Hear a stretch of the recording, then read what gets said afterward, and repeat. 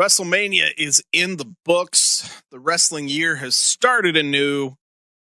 And speaking of WrestleMania, what, if you read the internet, looks to be one of the most polarizing manias of all time. It seems like you either loved it or you hated it. And when it comes to this show, you're going to get a bit of that this week. Yes, you are. Because one of us seemed to really enjoy the show, and the other actually saying that they may take a hiatus. I may not watch wrestling ever again. Well, maybe not ever, but at least for the foreseeable future. Uh-huh. Yeah, I think you will change your mind when you see who debuted on SmackDown tonight. Oh, I synced it. Yeah. Oh, yeah. So you gonna skip wrestling now because your girl finally made it up to the main roster? Yeah, no, I think I'm gonna watch it. Or at least I just wait till you tell me they're on TV, and then I'll change. Yeah, because I probably will send a text every time they come. Yes! Oh, so you ready to get into this shit? You know what? I think I am. Hit the intro. Check your feelings at the door because your boys are back. Whether it's happening in the ring or on the screen, you know they've got something to say about it. Are you ready? He's Robb English. He's Clifford L. Johnson. They are WNA. Back again. I'm Robb English. I'm Clifford L. Johnson. And we are WNA. Hey. So, remember last week I said that there was a very good chance that my dad was going to listen? Yeah. He did. Awesome. He said he actually listened to a few episodes. What's up, Pops? So he may be listening again this week. He actually was like, hey, do you guys ever have guests? And I'm thinking to myself, are you inviting yourself onto my show? We're going to put your Pops on the show. Because as I said way back in episode 1, he is the reason why I am a wrestling fan.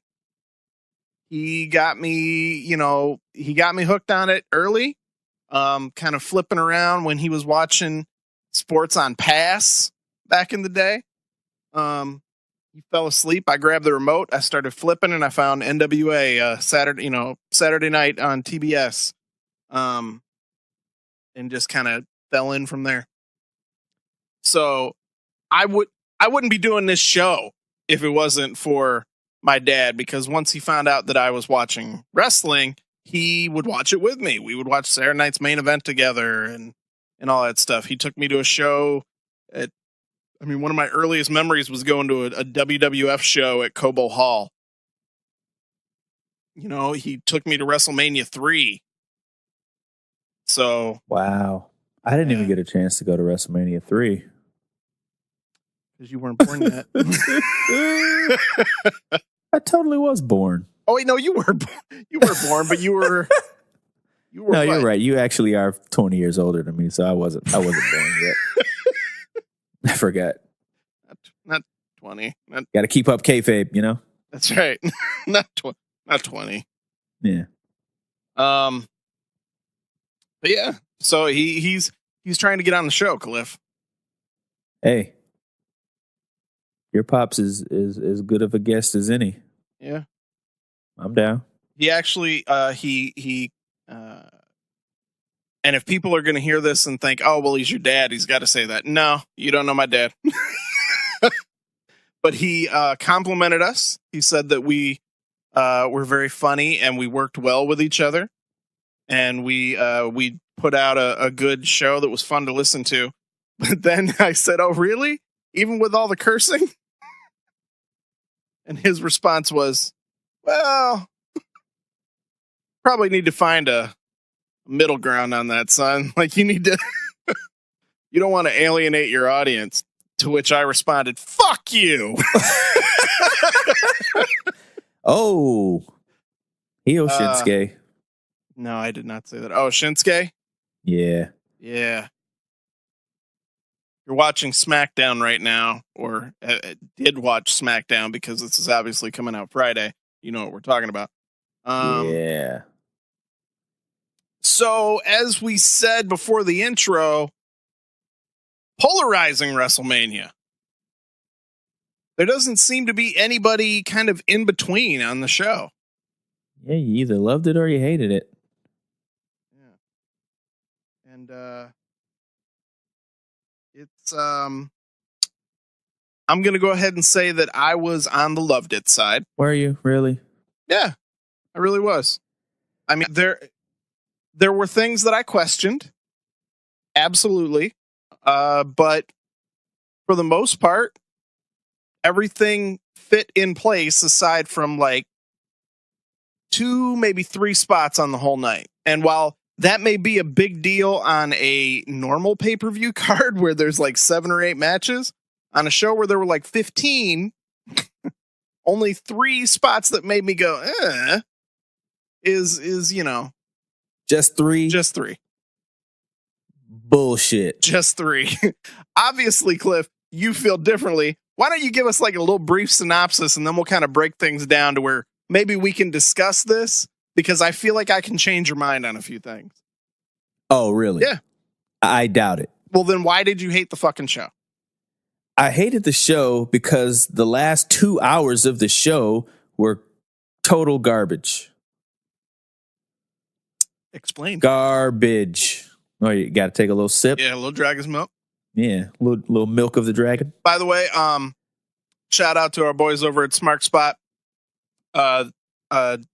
Josh over there on the show made sure WrestleMania evening to tweet out a photo of him pouring himself a dragon's milk and tagging me in that tweet and tagging New Holland Brewery.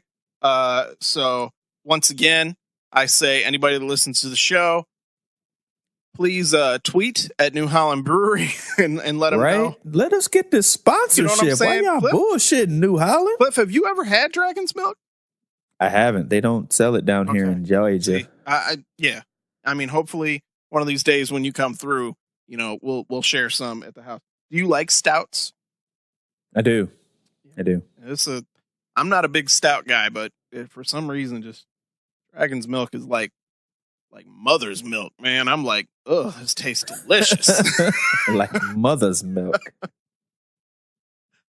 So why did you think it was bullshit? Because like I said, man, the last 2 hours of the show, it was like everything was going wrong. They put the best matches first. So we got, first of all, they put the Cruiserweight title match on the pre-show, which was a bunch of bullshit. We talked about that last week. It was a great match. I'm sure they could have taken, even taken Nia and Alexa and put it on the pre-show for all I care. Because that match was meh. I'm glad Nia won though, but the match was totally meh.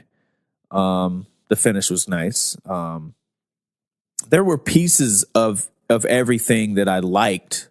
But it was just like overall. When I thought overall, and what I said to you was, if WrestleMania is supposed to be the culmination of all of these matches and all of these rivals and storylines, at the end of the day, it's called WrestleMania.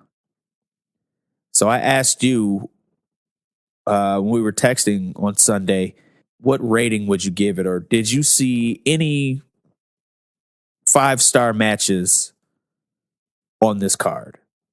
You had 7 hours of wrestling and not one great match. I thought the triple threat match at the beginning of the show was a great match. I don't want to say, oh, it was a 5-star match, or, oh yeah, this was a 5-star match, or whatever, because to me, especially over the course of this show, okay, this show has really changed the way I view wrestling in a lot of ways. If you go back, faithful WNA listeners, if you weren't listening from episode 1, which I know some of you have been, so we appreciate that. If you go back and listen to some of those early episodes, dude, I am heavy Smark mode on a lot of... You're an angry black man. You know what I mean? Like when I go back and listen to some of those episodes, I hate myself. Wow. Okay. That's kind of... And my reason for saying that is, I think I brought it up in one of the episodes where I was kind of starting to come around on it. The whole star rating system for matches, to me, I fucking hate. Because how? It's opinion. Of course it's opinion, but opinion. If you can give me no. If you can give me right now in black and white a guide or a breakdown of... There is no guide. Exactly. But there's no guide for film ratings. There's no guide for... Everything is opinion. Right. You figure it out. It's like 2 thumbs up. Did Siskel and Ebert love it? Yeah, they loved the movie. It got 2 thumbs up. I watched the movie. I thought that movie was crap. It's opinion. It's critic versus fan. And some people like certain things. You may like technical wrestling. You may say, oh man, it was a great technical wrestling match. I gave it 5 stars. Or you might like spots and you like, oh my God, there was 8 insane spots in this match. I give it 5 stars. They no-sold a bunch of stuff. They no-sold all their finishers, but it was really cool the way he did that corkscrew plancha. You know what I mean? So it got 5 stars. Of course it's subjective, but at the end of the day, you still have an opinion on what's a good match and what's a great match. Whether or not you give it a rating or number or whatever it is, you still know what's good and what's great. So I ask you, why does WrestleMania have to have a 5-star match on it? Because it's WrestleMania, bro. It's WrestleMania, meaning it's the end of the fucking season. It's the finale. No, it means it's supposed to be the greatest wrestling in the world. Like, it's pointless for you to have less than stellar matches on WrestleMania and then give better matches on Raw and SmackDown. Do you feel that way because WrestleMania is supposed to be the blow-off of all these feuds, that the final match? Yes. Okay. So then let me ask you this. How come throughout the year, when half of these rivalries that happen, if, say, using as example, Samoa Joe returned on Raw, and by the way, play it right now, the promo that Samoa Joe cut on Roman Reigns. Yes, the promo is going to give away a little bit of the results from the Roman Reigns match that we're going to talk about, but I don't know where else we're going to work it in. So please play that promo now, because it is by far, in my opinion, one of the best Samoa Joe promos I've ever heard now. But I bear good tidings and good news that the vicious cycle will end. Because after Brock Lesnar is done ragdolling you across that cage and you fail once again, I'll be waiting at Backlash to put you to sleep. So there we go. Using Samoa Joe and Roman Reigns as an example. What would you rate that? I would rate it a great promo. Exactly. I'm not going to give it a star rating, so suck a dick. Just saying. But using that as an example, okay? Samoa Joe challenges Roman Reigns to a match at Backlash. Odds are it's not going to be a one-off. The matches are going to carry on. It's probably going to be a feud that's going to go a few months. So let's say that, Backlash is in May, June. Okay, so Money in the Bank is usually in July, right? Or Battleground, or one of the two. Let's say the feud goes until that pay-per-view. And that is the blow-off. We'll just say they have a steel cage match as a blow-off. So are you telling me that match, because it's the blow-off of the feud, has to be a 5-star match? I'm not saying it has to be a 5-star match. But you just did. I'm saying... You just did. You said because the feuds are blowing off at WrestleMania, they have to be a 5-star match. I'm not saying it has to be a 5-star match. I'm saying it has to be better than all the rest of the stuff. It has to be, because what's the point? Like, why are you continuing to have these matches if the next one isn't going to be better than the last one? That's the point of continuing feuds. Now I understand you want to just blow off feuds, and I get that. Certain people are just not capable of having 5-star matches. I get that. You know, you have a handful of people and a handful of superstars who are capable of pulling off a 5-star match. Whether or not it's the chemistry between the two superstars, the two wrestlers, whether or not it's just the timing, or whether or not it's just the ability of that wrestler. But I'm saying that when you have something that's supposed to be the culmination of your feud, you're supposed to give it everything you've got. And it's supposed to be better than everything you've put out before that. So for you to come to WrestleMania, and not only, and I guess this is also another thing because TakeOver is the night before.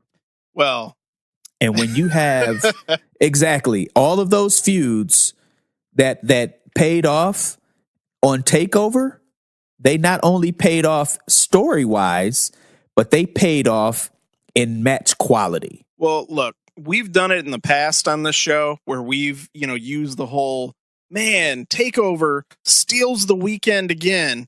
Look, I was having a conversation with one of our PWO brothers earlier today, the Boy Meets World podcast, by the way. If you are a fan of Boy Meets World, check out their show. Formerly Raw is Boar. They're joking they may do a WrestleMania special after watching the show. But either way, I was having a conversation with them earlier today, and I said, NXT is its own thing. Okay. It is unlike the main roster shows. It is, handled differently. It's presented differently. The storylines are very well thought out. The show's only an hour, so they don't overexpose people. It's a completely different animal. So if you are going to hold WrestleMania up to NXT, I say that you're already doing yourself a disservice because it is going to be comparing apples to oranges. No, it's not apples to oranges. It's like maybe comparing red apples to green apples. They're still apples. It's not two totally different things. I argue that it's still wrestling. It's still wrestling. It's still wrestling. At the end of the day, it's wrestling. Okay. NXT gets 1 hour a week. Raw gets 3. SmackDown gets 2. Okay, so let me ask you this. Are you familiar with Combat Zone Wrestling? Yes. Okay, so very often Combat Zone Wrestling does what type of wrestling? Hardcore deathmatch wrestling, right? Deathmatch, yeah. They have a tournament every year, a deathmatch tournament, right? Guys are using weed whackers and, glass and nails. It's nasty stuff, right? True. Okay. That's wrestling. So you mean to tell me that you're going to look at a Combat Zone King of the Deathmatch tournament and you're going to look at a TakeOver and go, oh, but were there any 5-star matches on that one?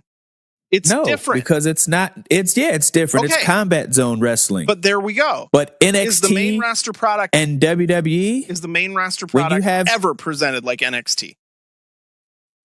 No. There you go. But that's not the point. It is the point. No. So you mean to telling me that Raw and SmackDown can't have 5-star matches? No, they absolutely can at times if you're going to use that, rating. Even if you don't have ratings, right? Like we have the cliffs, right? You've asked me how many cliffs would you give that match before, right?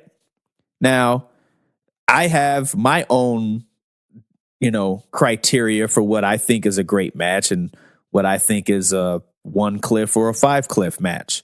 Now, of course, it's ridiculous because it's just whatever I think or whatever I feel at the time.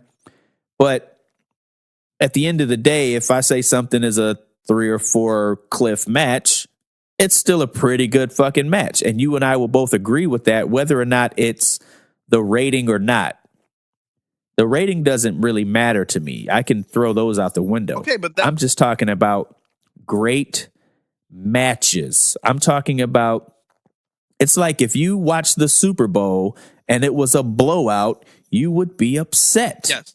Because you want to see a competitive Super Bowl. You want to see a 38-37 interception at the end of the fucking fourth quarter Super Bowl. Like if it was 45 to 14, you'd be like, oh man, the Super Bowl sucked this year.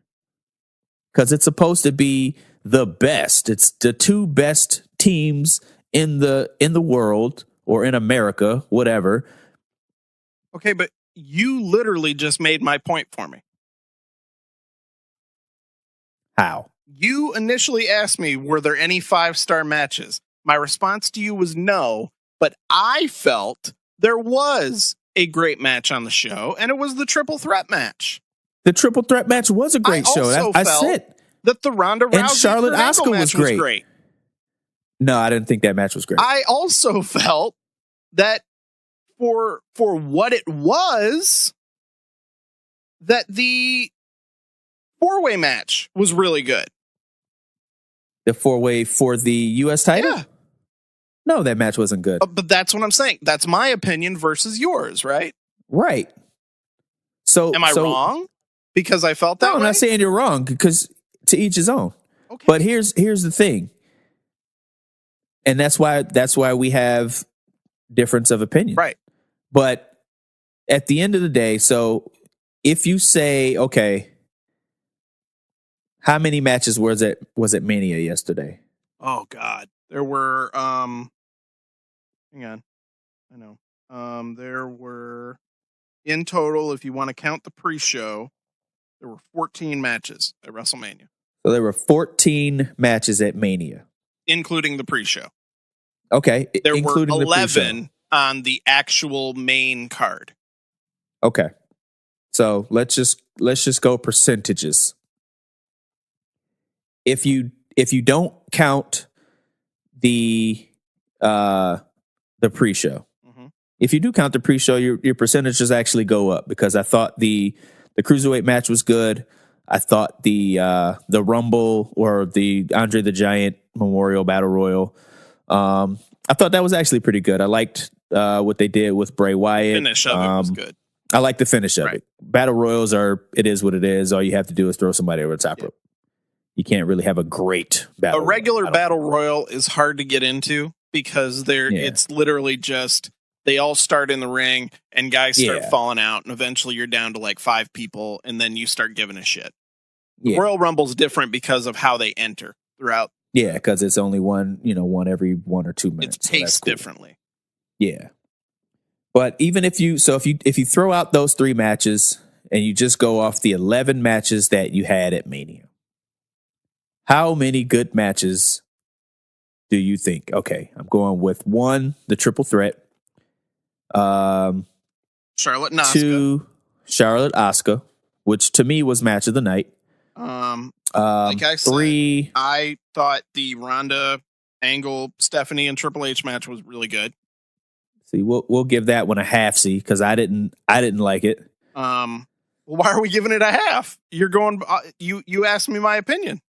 Well, I'm telling you mine right now. Okay, well, then I'm going. So this is me. Okay. From WrestleMania, you had Charlotte Asuka, the triple threat IC match. You had the 4-way. The 4-way. And you had the triple threat tag match. Nope. You had Taker Cena. Nope. You had D. Bryan and Shano against KO and Zayn. Okay, that gets a yep for me. Nia and Alexa. Meh. Like the finish. AJ Nakamura. And I think I would have loved it more, but I had the New Japan match in my brain. See, and that's the other thing. When we get to that match, I think you and I are going to go back and forth on this one, because that's another thing that people lost their goddamn mind over online, and I wanted to tell every single one of them the same thing that I think I want to tell you. So we'll get to that. It's not New Japan. Right. Whatever. The Raw tag match. Nope. All the hells of no. and the main event. And the main event. No, and hell no. Okay. So how many matches there then did you like? Out of the 11, I liked 3 of them. Okay. And that's coming from somebody who normally, I'm not the markiest. You are of marks. not. In your defense, you know what I mean? Are not. I liked Enzo. So yeah. I can't be, I'm saying? I'm not sitting up here saying that, everybody has to put on 5-star matches. That's not what I'm saying. But what I'm saying is overall, WrestleMania has to have more than a 30% good match rating to me. So, okay. And to me, it was only 3 out of 11. That's awful. And that's going from whether or not it's just match quality or storytelling going forward. So using that, barometer on myself now, Triple Threat, I already said I thought it was great. Charlotte Asuka, I thought it was great. The 4-way, I liked. The Angle Rousey match, I thought was great. The SmackDown tag match, I didn't like it. Taker Cena, I liked it. Daniel Bryan match, I liked it. I have some parts of it that I was kind of about, but it didn't overall affect my affinity for the match. Nia Alexa, I liked. AJ Nakamura, I liked. The Raw tag match, I wasn't a huge fan of, but again, we'll get into that. And the main event, I did not like. Okay, so there's 1, 2. You're 7. Yeah, 7 out of 11. Wow. Okay, you've changed. You've changed, Rob. But and again, I had a conversation about this with some of the PWO guys yesterday and today. And this show has changed the way I look at it, because I won't even necessarily put it all on necessarily the show. I'll also put it on the fact that this show has made me get on Twitter, and I hate social media. But because of the show, I'm on Twitter every day, and being on there, people that we follow, that follow us, because we generally will follow people back when they follow us. For the most part, I can't stand Twitter, because all it is a fucking echo chamber of people standing there talking about how much they hate shit. That's all it is.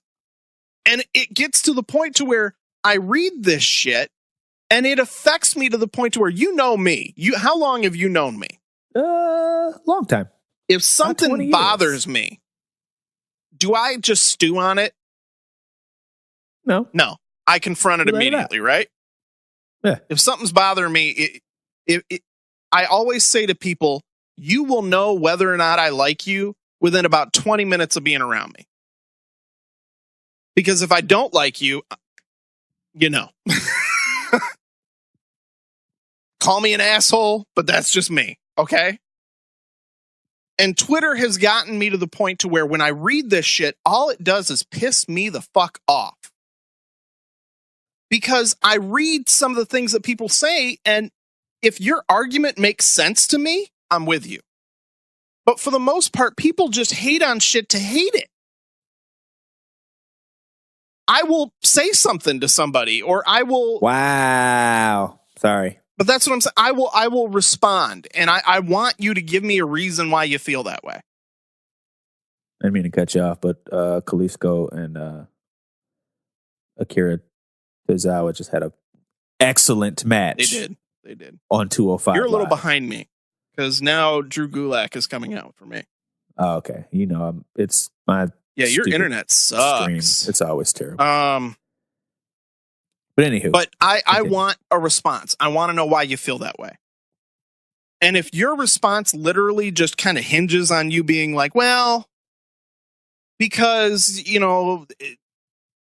why can't they have a show like NXT? Or why can't they have a show like Ring of Honor? Or, hey, in Japan, they do. Guess what? WWE is not that. But there's been times and there's been matches. Just take the Usos and the New Day, for example. We talked about the match that they had at SummerSlam, and that was a 5-star, incredible one of the best tag team matches of not only the year, but of ever. It was an incredible match. Whether or not you rate it 5 stars or whatever, it was a very, very good match. I did not see one match of that caliber at what's supposed to be the quote unquote granddaddy of them all. I didn't see any of those. And that's the thing. It's just like the stories, it's not just the match itself, it's the story for the match. Now I loved the 3-way. I'm not taking that away. I just felt like maybe it was the match placement, maybe it was the pacing of the night, but you give me the 3-way and the women's championship in the first hour of a 5-hour pay-per-view. That, I think, is another reason why people felt that way, is by the time the last, I'd say 3, maybe even 4 matches came around, you've already sat through, if you watch the pre-show, 5 hours of wrestling, 4.5 hours of wrestling, you're burnt out. I was expecting more. And maybe, that's just up to me. That's just my own opinion. And I'll own up to that. But it was just this, I just couldn't take it. By the time, 10 o'clock came around, I was just like, okay, guys, what's going on? And then when I was expecting, like, all right, Shinsuke and AJ about to bring me back, I was like, meh. Okay. Okay, let's just start breaking down the matches, because we could go back and forth about this all night. So, triple threat match, we're both in agreement. That match, very good, right? Very, very good. Okay. Very good. On our last show, we talked about who we thought should win, who we thought, would walk out. Turns out, from my memory, I was going to go back and listen to the show and write down, who we picked, but I believe you picked Seth, right? I picked Finn. Oh, you picked Finn. I thought I picked Finn. I did pick Finn. I think we both agreed on that. We both picked Finn. Yeah. So Seth winning. I really liked the match. I liked a lot of the near falls. I liked how they played it out. As far as a story aspect of the match, that wasn't what the match was. You know what I mean? If you want to talk about the story, the only thing you really got was Miz came out on his own and told the Miztourage to go to the back, kind of, presenting what we joked about last week, that Miz is changing. Is he going face now that he's got his kid? I'm going to stand on my own. That was awesome. But there was no real story for the match.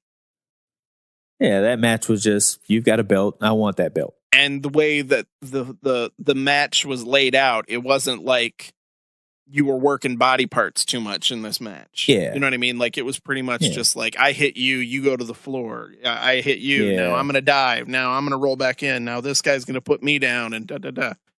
Yeah, a couple high spots here and there. Right. I like the ending. That was, Yeah, I really liked the ending. I thought that was something you don't really see. When he curb stomped Finn's head onto Miz's back. On the Miz, that was cool. So okay, we don't need to really get into that. We both agree that we like that match. Now, the next match I know we both liked, but I think we feel differently about what happened in it. Okay. Charlotte Flair defending against Asuka. Championship versus the longest streak of wrestling's modern era. Who won the match?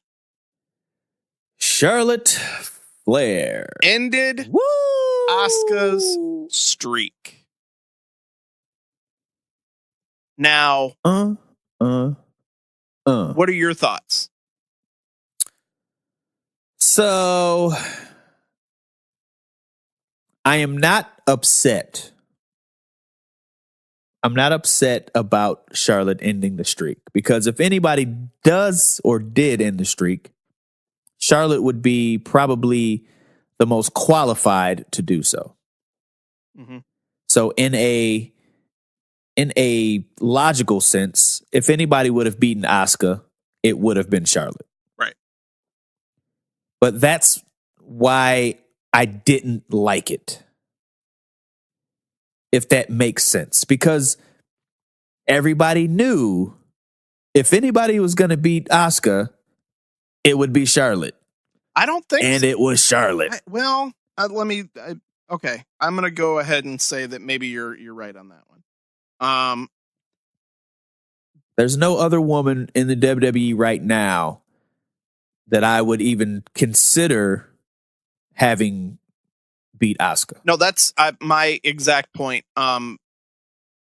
Monday morning, the PWO DM chat that's constantly going on. Fred from Wretched Wrestling podcast, he and I kind of went back and forth about Mania. He had some issue with a different match on the show that we're going to get to, that I know you and I are definitely going to feel differently about. At least I think so. But when I was talking to him about this match, I said literally the exact same thing.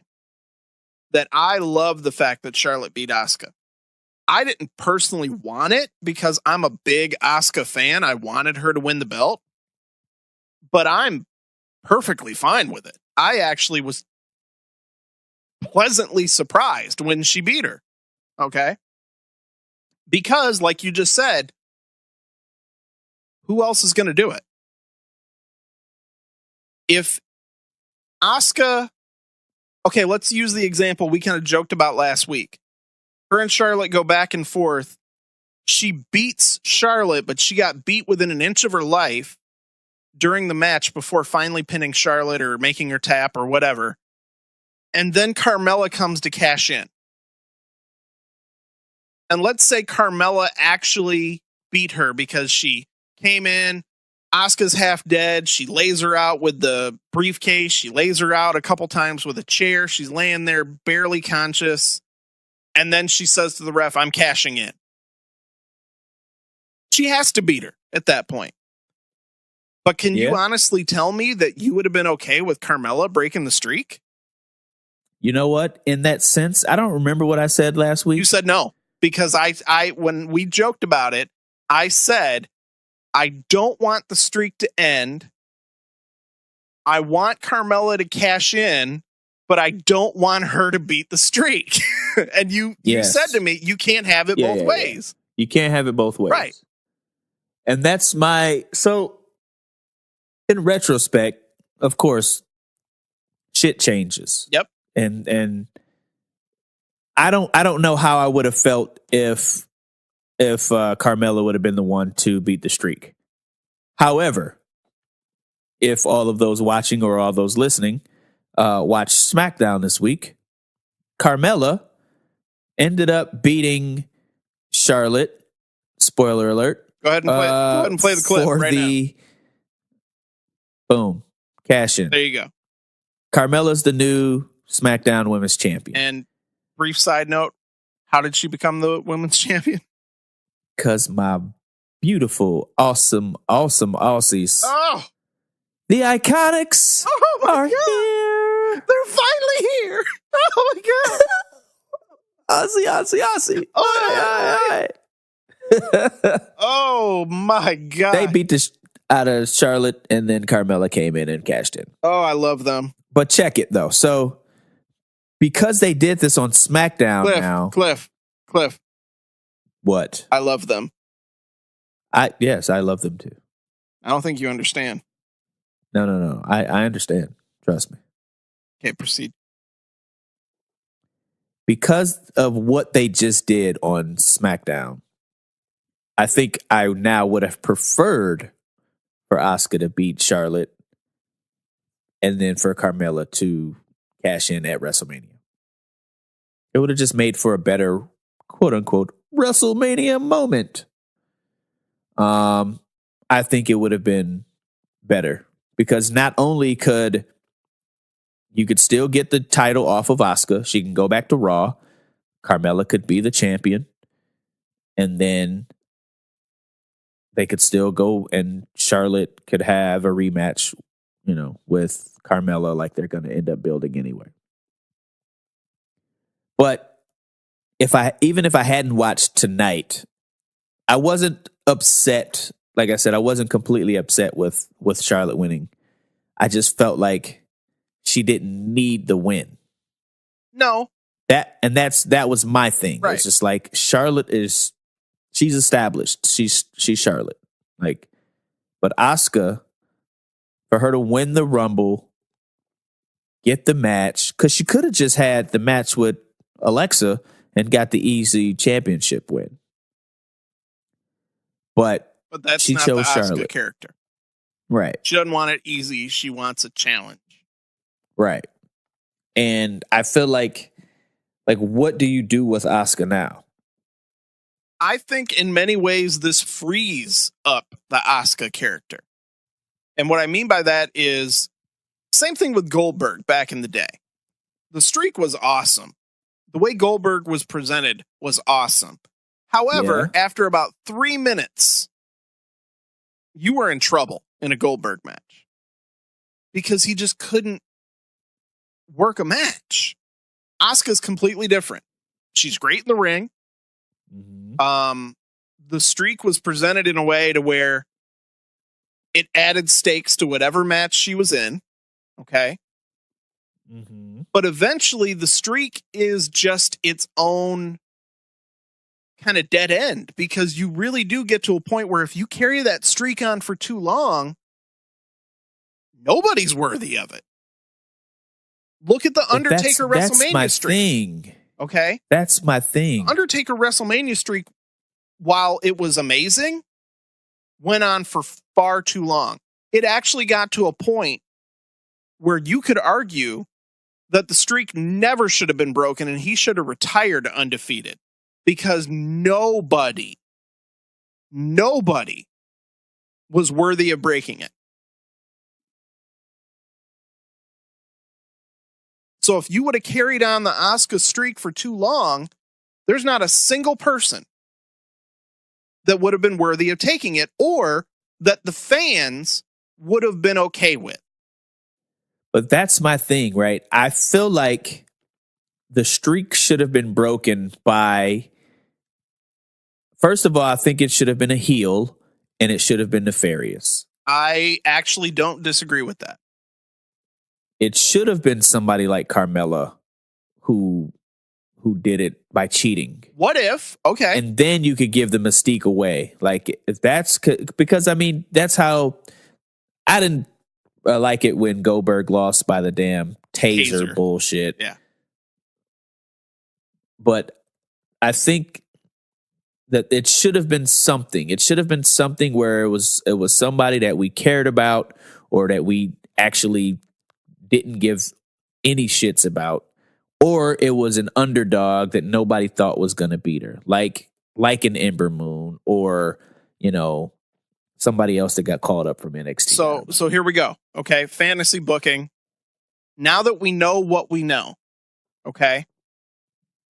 To me, then, I wouldn't have been happy with this, but it would have made a great story and it would have given Asuka more fire. It would have kind of rejuvenated the character a little bit, in my opinion, because let's be honest, the streak, while awesome, Asuka was just kind of there for the last few months on the main roster, right? Yeah. Okay. So now that we know what we know, would it have made more sense now for Asuka to win, beat Charlotte, become the SmackDown champion, and then tonight, same thing happens. Peyton and Billy show up. They destroy Asuka just like they did to Charlotte because, hey, people watch it.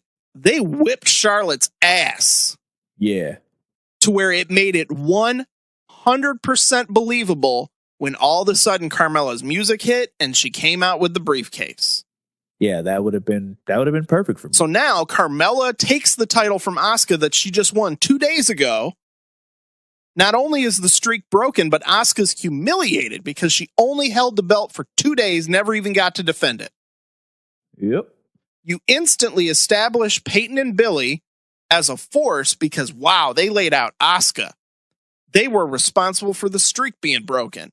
And two, you elevate Carmella by making her champion, and she can always claim, just like Jericho did when he became Undisputed Champion, I beat Asuka. I broke the streak. And that would have built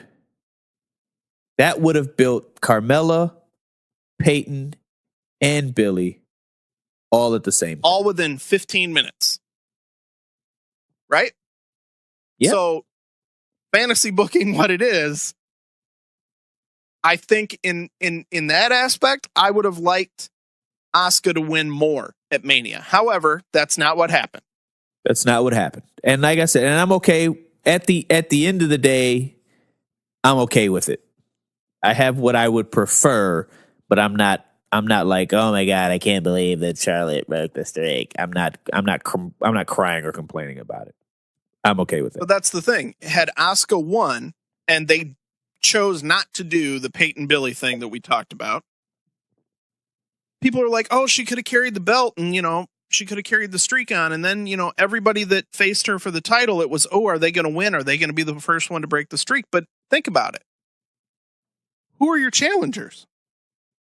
Becky Lynch. Well, Becky. Okay, maybe. Or on SmackDown. Yeah. I could believe Becky that could do it. Naomi. Becky, Naomi. I actually think the women on SmackDown are credible. I think you could give Naomi the win over on the streak on some underdog type stuff. That's my thing. I feel like there was nobody that you could think that would actually do it except for Charlotte. And I feel like they gave us exactly who we thought could do it.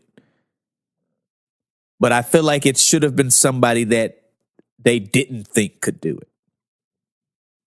Like, I feel like the streak should have been broken by, like I said, by Ember Moon or by Naomi or shit. Hell, you know what? I wouldn't have even been mad if it was Alicia Fox. because that's something that you would have not ever thought about or wanted.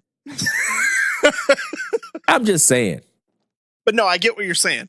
But to me, I think what you're saying makes sense. But if you're going to have somebody come from out of nowhere to beat the streak, it's either got to be somebody you've never seen before or the masses have never seen before. So an NXT call up.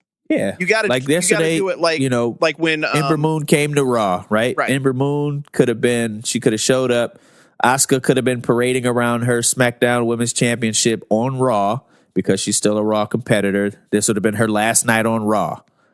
And then Ember Moon comes out and challenges her for the SmackDown Women's Championship. You would have had to have done it in a way like when, how we got the name, when 1-2-3 Kid beat Razor Ramon on Raw. Yeah. He was a jobber. And out of nowhere, he pinned a former Intercontinental Champion. Okay? It would have had to have been something like that. Because if you would have just out of nowhere had Alicia Fox show up on SmackDown and beat Asuka. I mean, that wouldn't make sense. Right. Of course not. I'm just saying more. I would just prefer it was something that was unexpected. Because when Charlotte won, I was like, yeah, I could see that. And I guess maybe they wanted it to just be believable. I don't know. But for me, I like it. I like better when they kind of swerve you a little bit. Or if it kind of be like, if it was Bayley, so like, oh, the underdog Bayley wins, or the underdog Ember Moon wins. Just like Charlotte wins. Yep, that sounds about right. All right. Moving on to the next match. All right, moving on. And we got to get this out of the way now because our boys over at the Cretans Guild said, well, you know what has to happen on this week's WNA, and I'm going to say it right now. You're goddamn right it does. I'm about to start shaking my ass. Hit that music. Oh, shit. Oh, shit. Oh. Oh, shit. Hashtag Robb was right. Jinder Mahal is your United States champion. Yes, I'm celebrating Jinder Mahal winning. Yay. But why am I doing it? Because to me, and I know that this is going to get hate from some people because I got it in the PWO chat. Everybody said it should have been Rusev. He's the most over. To which I argue, nay, he is the most over. But to me, that means he didn't need the belt. True. Because the Rusev Day chant isn't going anywhere. Right. Okay. If anything, the fact that Jinder won makes Rusev a logical challenger, right? Yup. Of course, that's not what happened on SmackDown this week.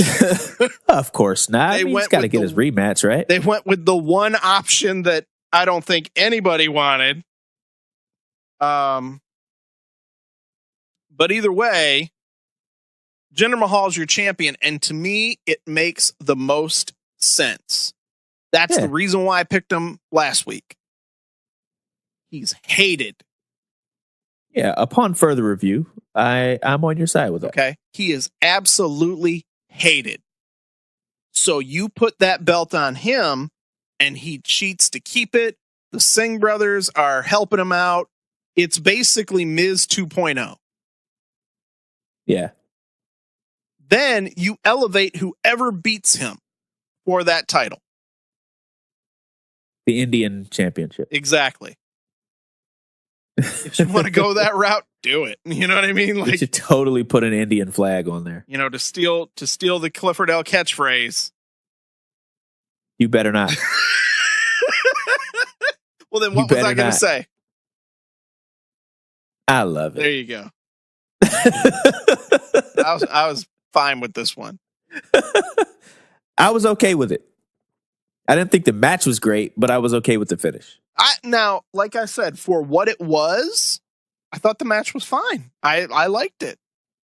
And I think it was because the ending came about how I thought it should have.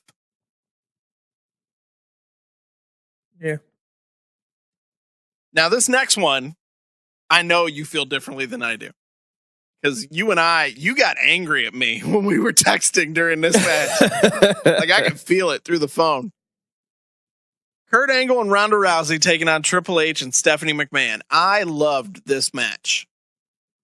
I loathed it. Why did you hate it so much? I hated it. I'll tell you why. So we have expectations, right? Now, I know that Stephanie McMahon was not going to give you a stellar performance. It's Stephanie McMahon. She's not a wrestler. She's a mother of three. She hasn't been in the ring in God knows how long. So I'm okay with it. Everything that Ronda Rousey did, I felt like you could see the green in her. And I get it. This is her first televised wrestling match. So I get it. The jitter, she was a little bit too fast on certain spots. But Kurt Angle and Triple H. Kurt Angle, I don't know what's happened in the last couple of months or in the last year, but the indie matches that I saw Kurt Angle have when he left TNA were incredible. He had some great matches on the indie circuit. He had a hell of a match even in what's now Defiant, but what was the What Culture, WCPW. Did you ever see the match he had with Cody, the steel cage match? I didn't see that match. That was a good match. But that just proves that he could still go. But he has not, in the Shield match, he didn't look good.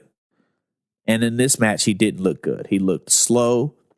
He didn't transition his moves right to me. He just looked like a shell of himself. And that's not to take away from Kurt Angle, because he's a legend. He's one of the greatest wrestlers of all time. But there was something about this match that just didn't fit. It didn't flow well. For all intents and purposes, I loved and hated the way Triple H sold for Ronda. I loved it because it was cool to see, that they're making Ronda this badass who could beat up a man if she wants to. She is. Yeah. But like the little, Triple H getting punched in the corner, little rabbit punches that she was hitting him with, and him reacting like she was killing him. Like, it was just like, it was too much for me. I would have preferred maybe she just fucking gives him a good fucking pow to the kisser. But, that's just me. That's nitpicky. But I felt like the match was I felt like the timing was never good on none of it. Now, as far as what happened in the match and how it ended and the storytelling of the match, I thought was good. I was okay with that. I was totally fine with the storytelling of the match in itself. But it was the execution of the spots. You could just tell that all those guys weren't comfortable being in the ring with each other. And that's what I did not like about it. And ultimately it took me out of the match. I'm going to talk about give my response in just a second, but I know you're behind on 205 Live. Wait till you see what happens to Cedric. Ooh, yeah. He's just getting called out right now. Okay. I'm going to predict, don't tell me, but I'm going to predict that it was Tommaso Ciampa. But don't tell me. Incorrect. Okay, cool. Continue. It's somebody who I am perfectly okay with, and it's a heel turn that I think... Ooh, a heel turn? Heel turn that I think is going to work out very well for this person. All right. A turn. Yeah. Let me see if I could... And... Are they new? Nope. Somebody already in the division, at least for the last several weeks. Several weeks. Actually tried to hit the finish on Cedric, but the timing was off, so had to power that sumbitch back up in the air to do it. Impressive. Oh, power him in the air. So I don't know. While you're watching, I'm going to give my response. Okay. All right, go ahead. Everything you were saying there, in regards to Kurt Angle, I agree with. However, I point to the fact that both Kurt Angle and Triple H are in their late 40s, and Kurt Angle, my understanding, can't even feel his hands anymore. Okay? He couldn't feel them 8 months ago either. Okay, but also, not to cast aspersions or anything like that, he also wasn't being drug tested under the wellness policy. I know supposedly he is clean, but, who knows? I don't know. I don't even like saying that. You know what I mean? But like, when you are in the amount of pain and the issues that you have, like you said, an 8-month difference, what's off? What is it? It may not even be that. And I apologize for even saying that, but it may even just be they're telling him, hey, Kurt, we know your neck's fucked up. Take it easy. Don't do X. Don't do Y. Instead, we want you to do Z. Do your matches this way. Only save this spot for like one time during the match. Don't, slow down a little bit. Who knows? It wouldn't be the first person that has gotten, those kinds of instructions from, those in the back.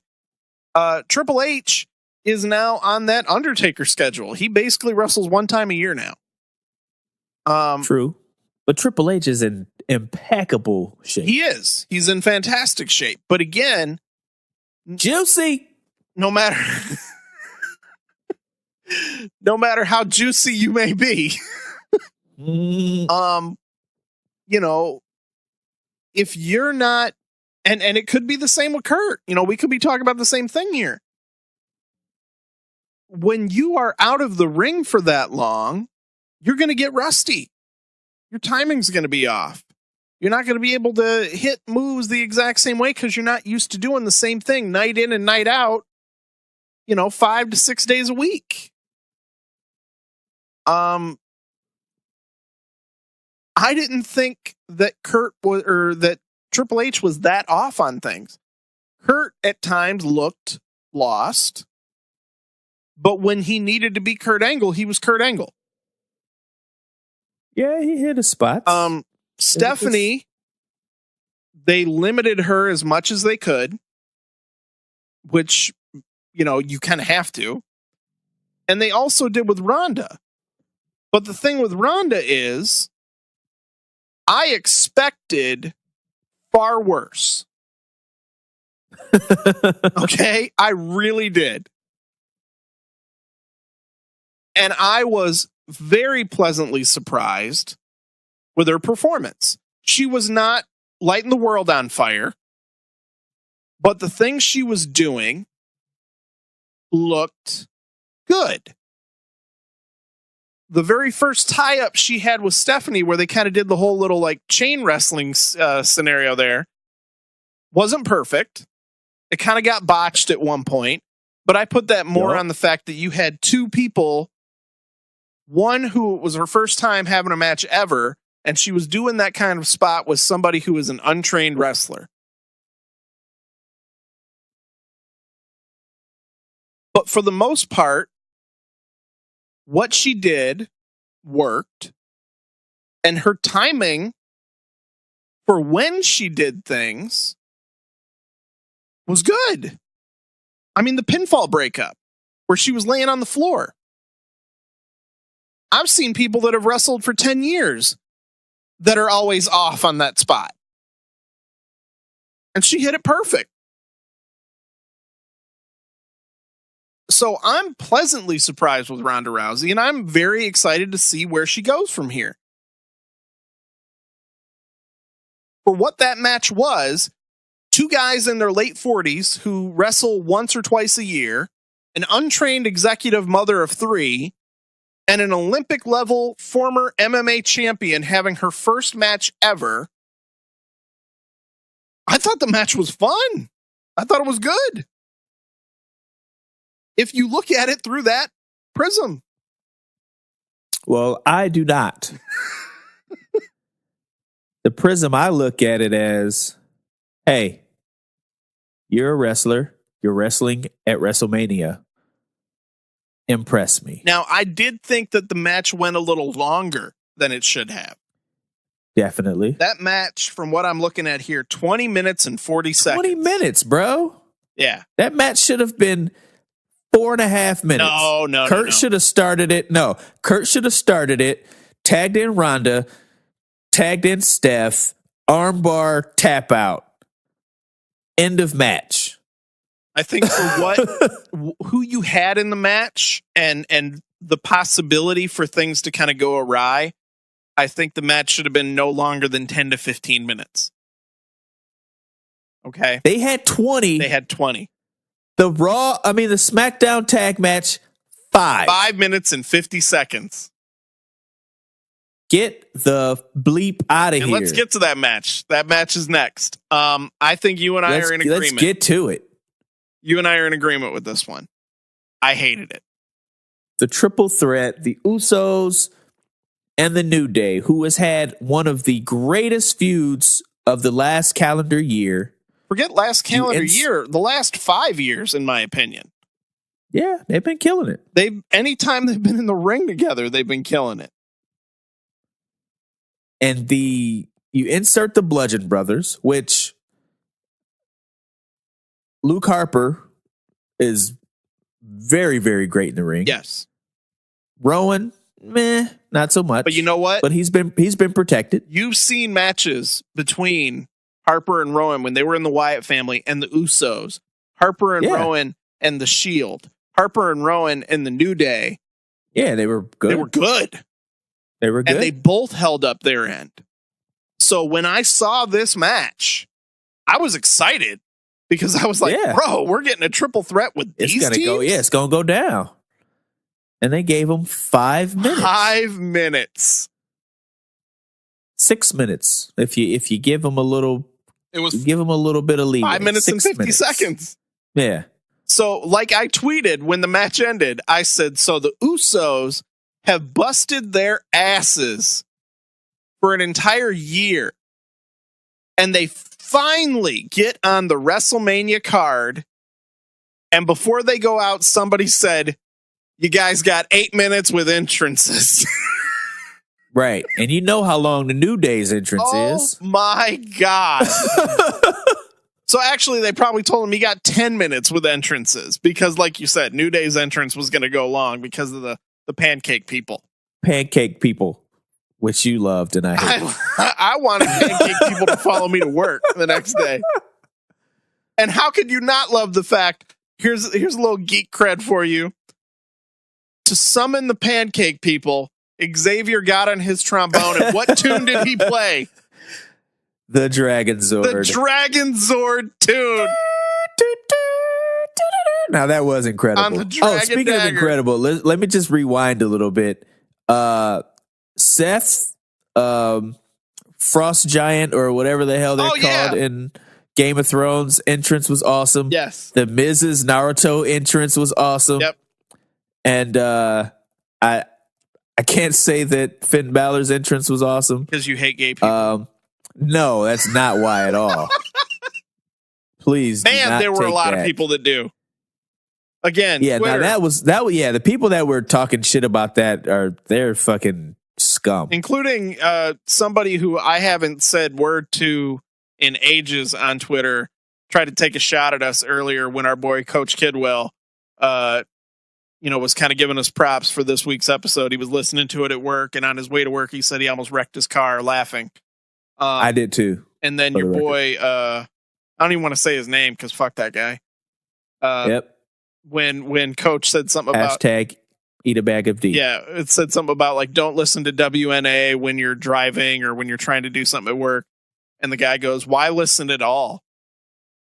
I wanted to come back with something, but I'm like, you know what? It ain't even worth it. It's not. So I just went, yeah, I know, right? I know, right? Yeah, fuck that guy. That dude made a comment about like, oh, so the Coach made a joke about, this fascination with OGBC. And then that guy said something to the effect of whose leader's supposedly gay. I'm just like, you know what? There ain't no point because you're probably in your 40s. You probably weigh 350 pounds and you literally spend your entire day on Twitter pretending to be a wrestling heel. Right. But yet, because I have a wrestling podcast, I'm fucked up. Whatever. Okay. Anyways, proceed. Yeah, I just thought that, it was cool for what what he's supporting. Yes. But it wasn't entertaining though. And I have a personal feeling in regards to that. Yeah. Okay. I can't believe that in 2018 we have to go the route of, hey, I'm going to sell a t-shirt with the rainbow flag on it.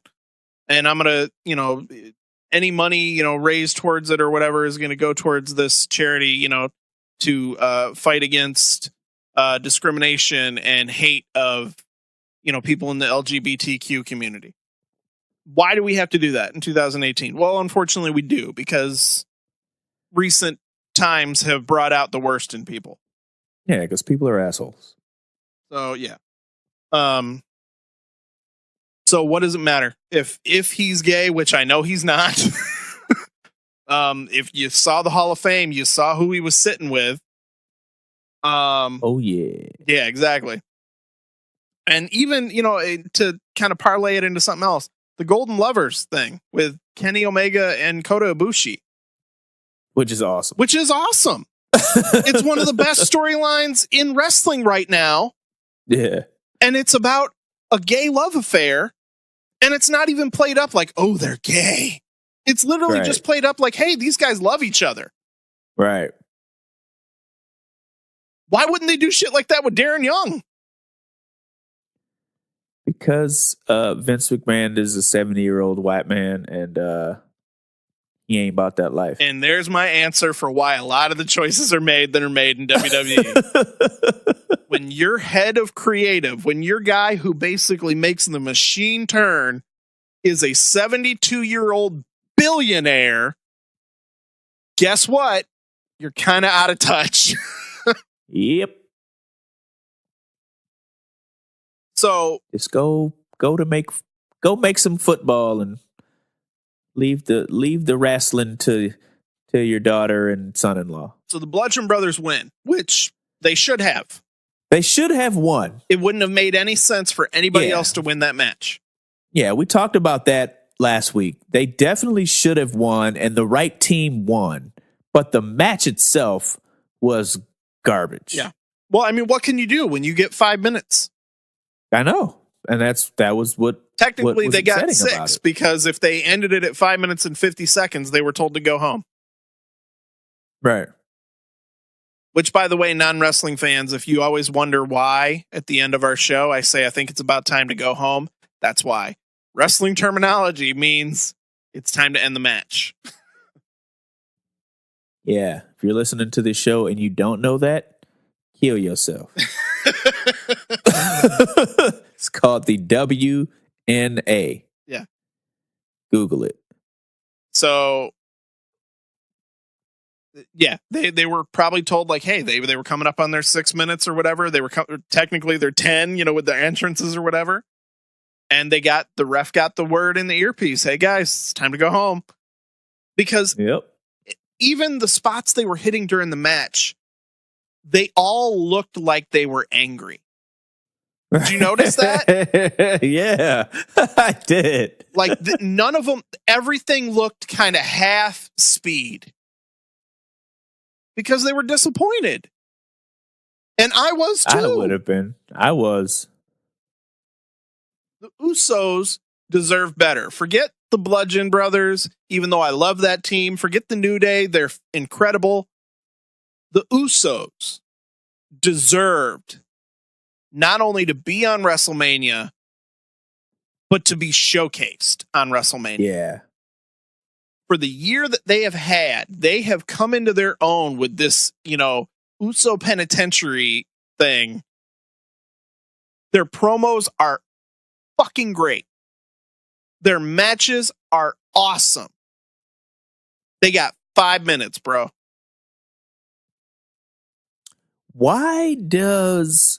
This is my thing. Why do they not care about tag teams? That actually has been answered by Bruce Pritchard of all people on Something to Wrestle With. Really? Vince, what did he say? And I'm not going to completely disagree with him on this, but I think there is something to be said for tag team wrestling. But Vince McMahon says, people don't pay to see a tag team in the main event. It is a singles business. It is one star. It is, your main event is 1-on-1. It's not 2-on-2. You don't draw with tag teams. To which I say, World Class Championship DLC? Wrestling, Von Erickson Freebirds, yeah, NWA, the Rock and Rolls versus the Midnights. It's because you haven't given a tag team the spot. When you could have had tag team wrestling main event a pay-per-view was in the Attitude Era. Oh, for sure. The Hardys, the Dudleys, and Edge and Christian. On any given night, those guys could have main evented a pay-per-view. For sure. And it would have been fine. you could have built a show around that. But you couldn't, because during that time frame, who did you have in the main event? Rock, Austin, Triple H, Undertaker, Kurt Angle, Shawn Michaels, Mankind. You had a Hall of Fame roster in the main event, so there was no room for it.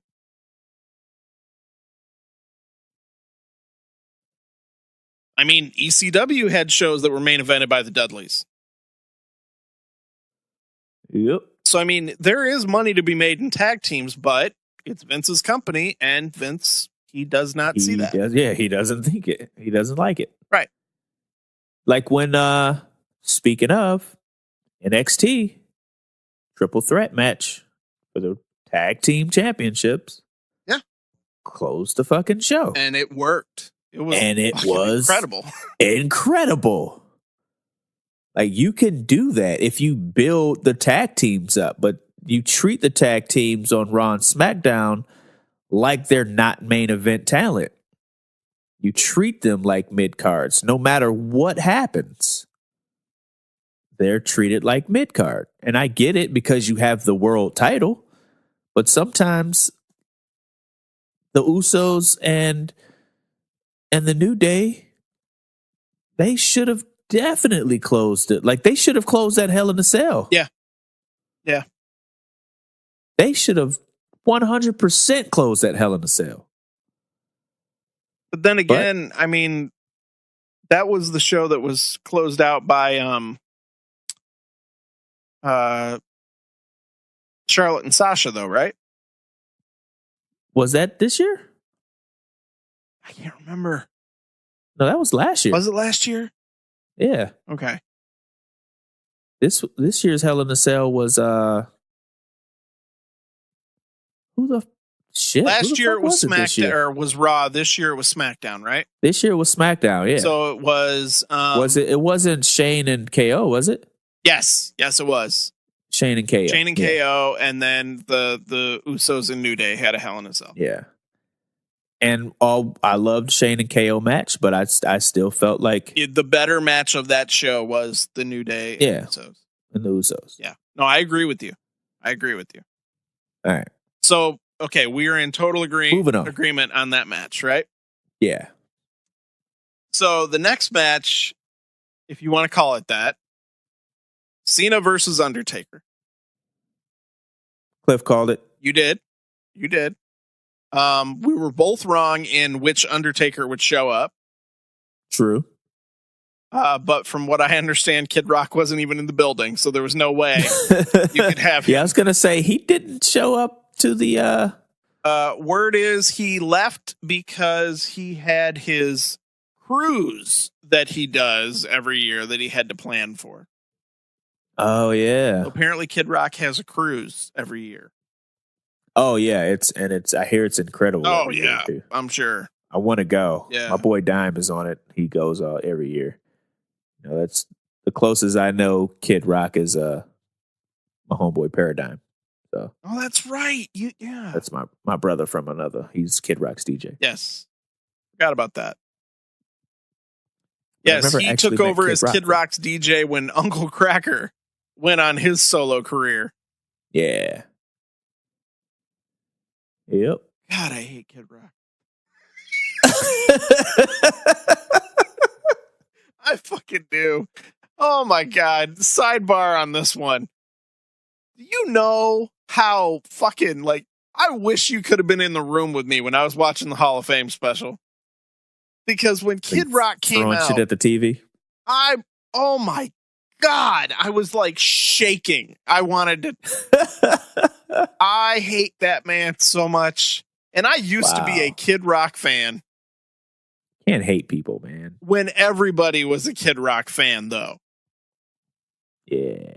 Okay. But in 2002, 2003, when I realized, wow, this guy's a fucking, piece of shit. I can't, he basically rips off old Southern rock songs and redoes them. That's about it. You know what I mean? Like that's what it is. Yeah, I can't. And then, he's just obnoxious in general. And boy, Kid Rock, you come out and you're like, hey, I was told I can't say this stuff and I can't do this, but you know me. Bro, you are what? How old is fucking Kid Rock? I'm looking it up right now. He's got to be almost 50, right? Yeah. Because he's local. I know he had years where he was kind of an underground hip hop guy with the whole Kid and Play fade for the longest time. Kid Rock is 47. Yep. Okay. 47 years old. With your giant fucking goddamn child molester looking glasses. Your even worse fucking mustache. And you're all of like 130 pounds soaking wet. Okay? I don't give a shit if he would have said, I want to body slam fucking Newt Gingrich. I don't give a shit who he said. But the moment he talks about body slamming anybody, I'm like, fuck you. You are not body slamming shit. Except for your fucking ass trying to get off the couch, slamming off the fucking floor, because you fucking, I don't know what I'm saying. I fucking hate him. I do. God damn, I hate him. Wow. And every time he comes to town, because he's local, all the radio stations lose their fucking mind. And I have to deal with all the fucking people that I hate on Facebook or whatever, talking, I'm going to Kid Rock. I don't give a shit. Fuck Kid Rock in his fucking ass. Wow. You know what you sound like right now? Who? Sound like those angry marks that are complaining on Twitter about WrestleMania. See, you haven't changed at all, Rob. I'm glad to have the old Rob back. Thanks. Now you can start agreeing with me on how shitty WrestleMania was. What's funny is I really haven't done that much on the show. I know. There's a couple times where the real Rob has come out on the show, like when I went off on Randy Orton, that episode, Shut Up and Dive or whatever, Live and Let Dive. Okay, I think it was like episode 5. When you hear me going off on Randy, that's the Rob Cliff knows. That's the Rob our friends know. You just kind of heard a little bit of it. You get a couple beers in me, and that's what comes out. So yeah, thank you, Dragon's Milk. Dragon's Milk, let the truth out, boy. All right, so okay, we're in agreement about the tag match. Cena Taker, Cliff called it. Show up, day of, squash, awesome. I thought the match was terrible because it was, but it did exactly what I thought they were going to do, and yay. I'm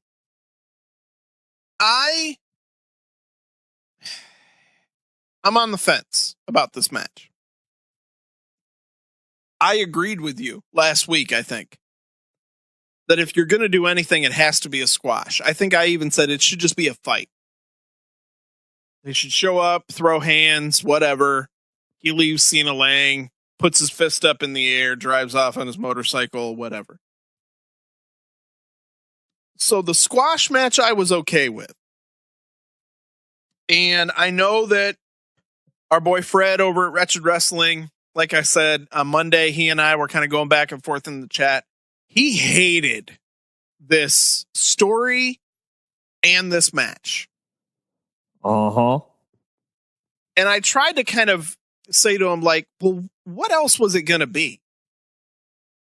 Yeah. He's 53 years old. He's working on 2 fake hips, like he's got a shoulder that's held together by bubblegum and prayer. He's done. He's done. He wrestles one time a year because that's all he can do. when he does and he's got to recuperate for 11 months, that's where we're at. Now, I wouldn't have even had this match. Okay? While I was okay with the squash and I was okay with like this match ended up being oh my girl Trish. Oh my girl Trish. Are you watching this 25? Oh my God. Love of my life, Trish Stratus. Super Monkey. This match ended up being 2 minutes and 45 seconds. Squash. Okay. Couple things. One, I know other people have said it on Twitter, and I repeat it because it is 100% true.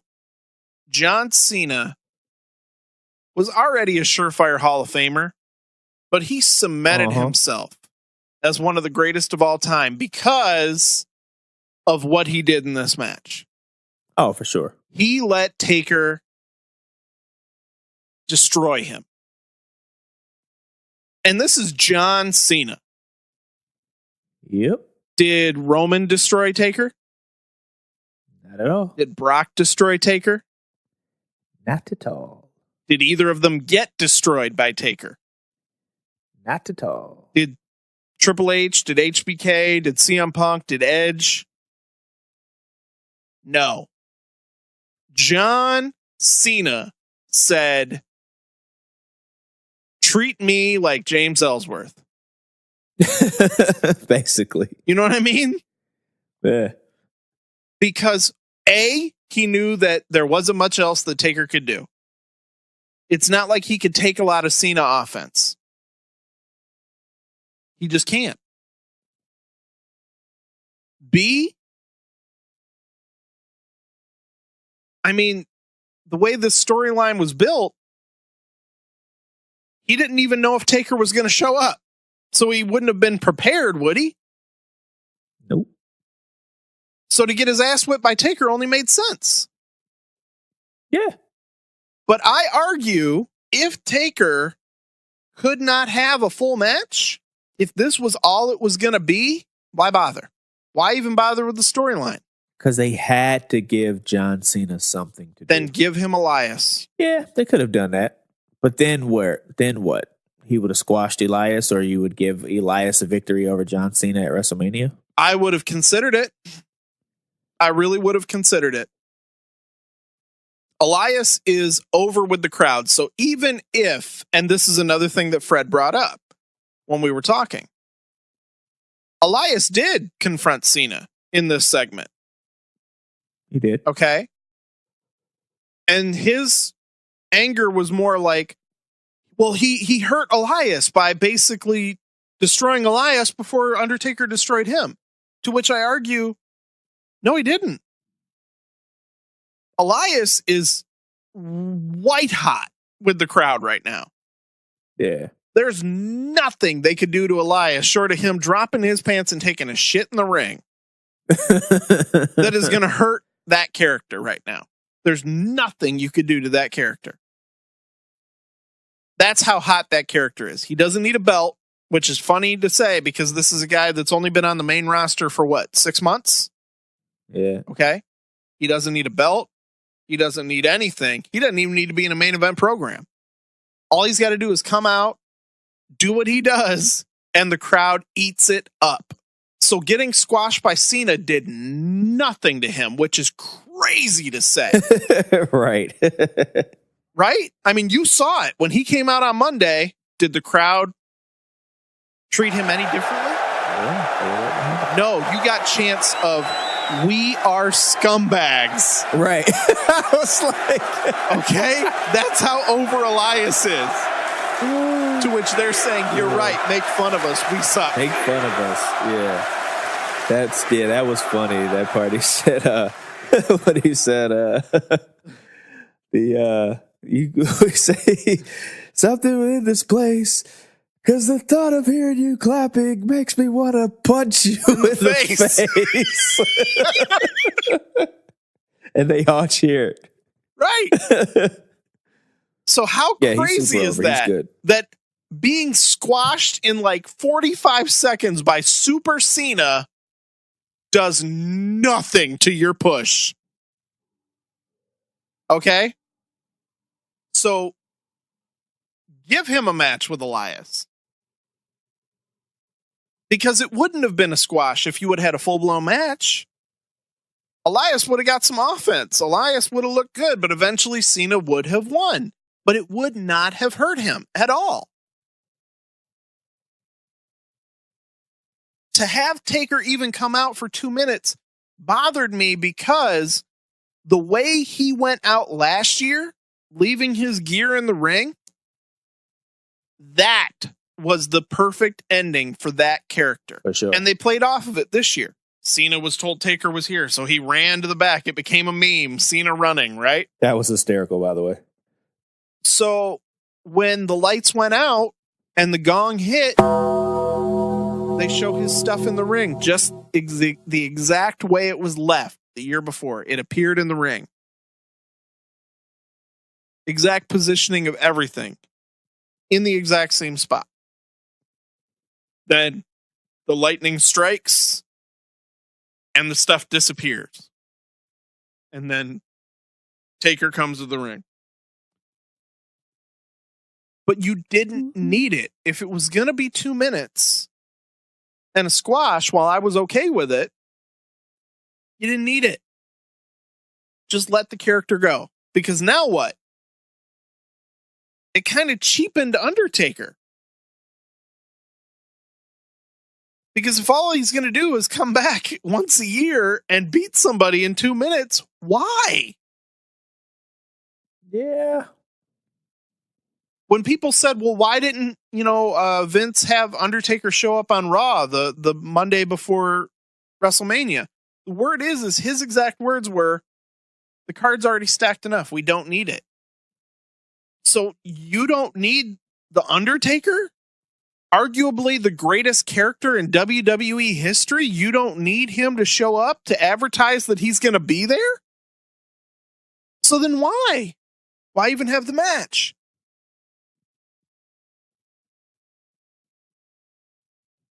Well, they had it. So it was a match. It was a thing. It definitely happened. It definitely happened. All right. Daniel Bryan, Shane McMahon, Kevin Owens, Sami Zayn. This match went 15 and a half minutes. I liked it. You did? I did. Okay. What did you I would have preferred for Sami and KO to win, but only because I just don't know where they're going to go with this whole Sami KO not having a job thing. Which, by the way, the sick burn of TNA on Monday Night Raw was pretty hysterical. You know what? If we're able to find the drop, I'm going to say play it now. If it doesn't play right now, guys, I apologize. We couldn't find it. But if you do have it, go ahead. All right. Bam. Yeah, that joke. I hear TNA is hiring. Wow. That was funny. Then why didn't you let Jeff Jarrett mention it during his Hall of Fame? That's speech? What I was thinking. Kind of like Sting. Another thing I was thinking. When Sting left WCW, he didn't just go into a void somewhere. Right. He didn't go into another dimension and show up in unseen WWE. For 15 years. No, Jeff Jarrett, when you fired his ass on national TV, he said, well, I got nowhere else I can work. I'm going to make my own promotion. Yep. There would not be an AJ Styles in WWE right now if it wasn't for Jeff Jarrett. There would not be a Samoa Joe. Samoa Joe, a Bobby Roode, a Eric Young. Yeah. Okay. You guys think we're being dramatic. We're not. There wouldn't be an Xavier Woods. There wouldn't be a New Day. Right. If it wasn't for Jeff Jarrett. R-Truth probably wouldn't still be in the company. Goldust probably still wouldn't be in the company. Right. Road Dogg probably wouldn't be writing SmackDown right now. Yep. if he didn't get to clean up his act in TNA. Yep. The Singh brothers wouldn't be in the company. I know that's not a big thing to, point to, but I'm just saying, like. But they're part of right. They were part of a world title run for several months. So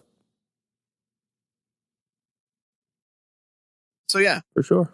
Jeff Jarrett didn't get to reference it in his Hall of Fame speech, but Kurt Angle got to toss out a throwaway joke.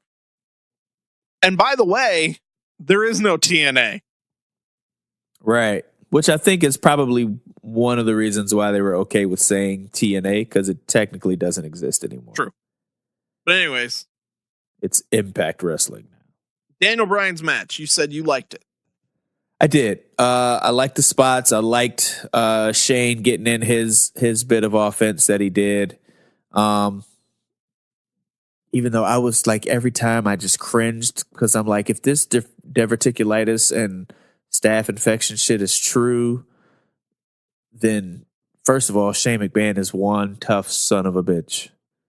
But I was just like, oh, every time he hits something, I'm just like, oh, Shane, stop it. You're going to kill yourself. Oh, stop. The diverticulitis is true, from what I understand. And the umbilical hernia supposedly is true.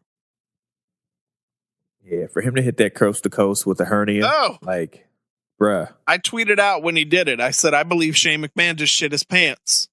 Because it looked like it. When he hit, he grabbed his stomach like, yeah.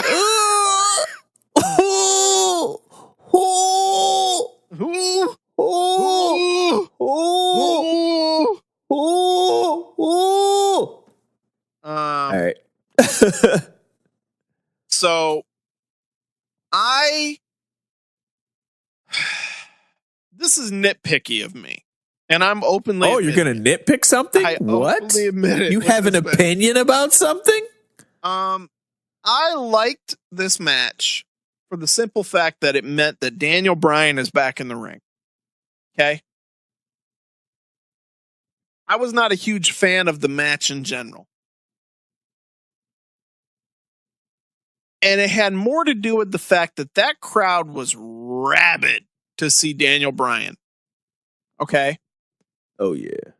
They killed the momentum of the match, in my opinion, by having basically Shane McMahon start the match and get his ass beat for about 10 minutes. Had Daniel Bryan just started the match, got a little bit of offense in, and then tagged in Shane to let him build up some more heat, and then give the hot tag to Daniel Bryan, I would have been fine. But it was like they had, Shane get his ass beat for most of the match, and then Daniel kind of got, involved a little bit, but then he got taken out. Okay, well then why didn't you just they had that spot during the match when he hit the missile drop kick, and then he laid there for a second holding his head. Yeah.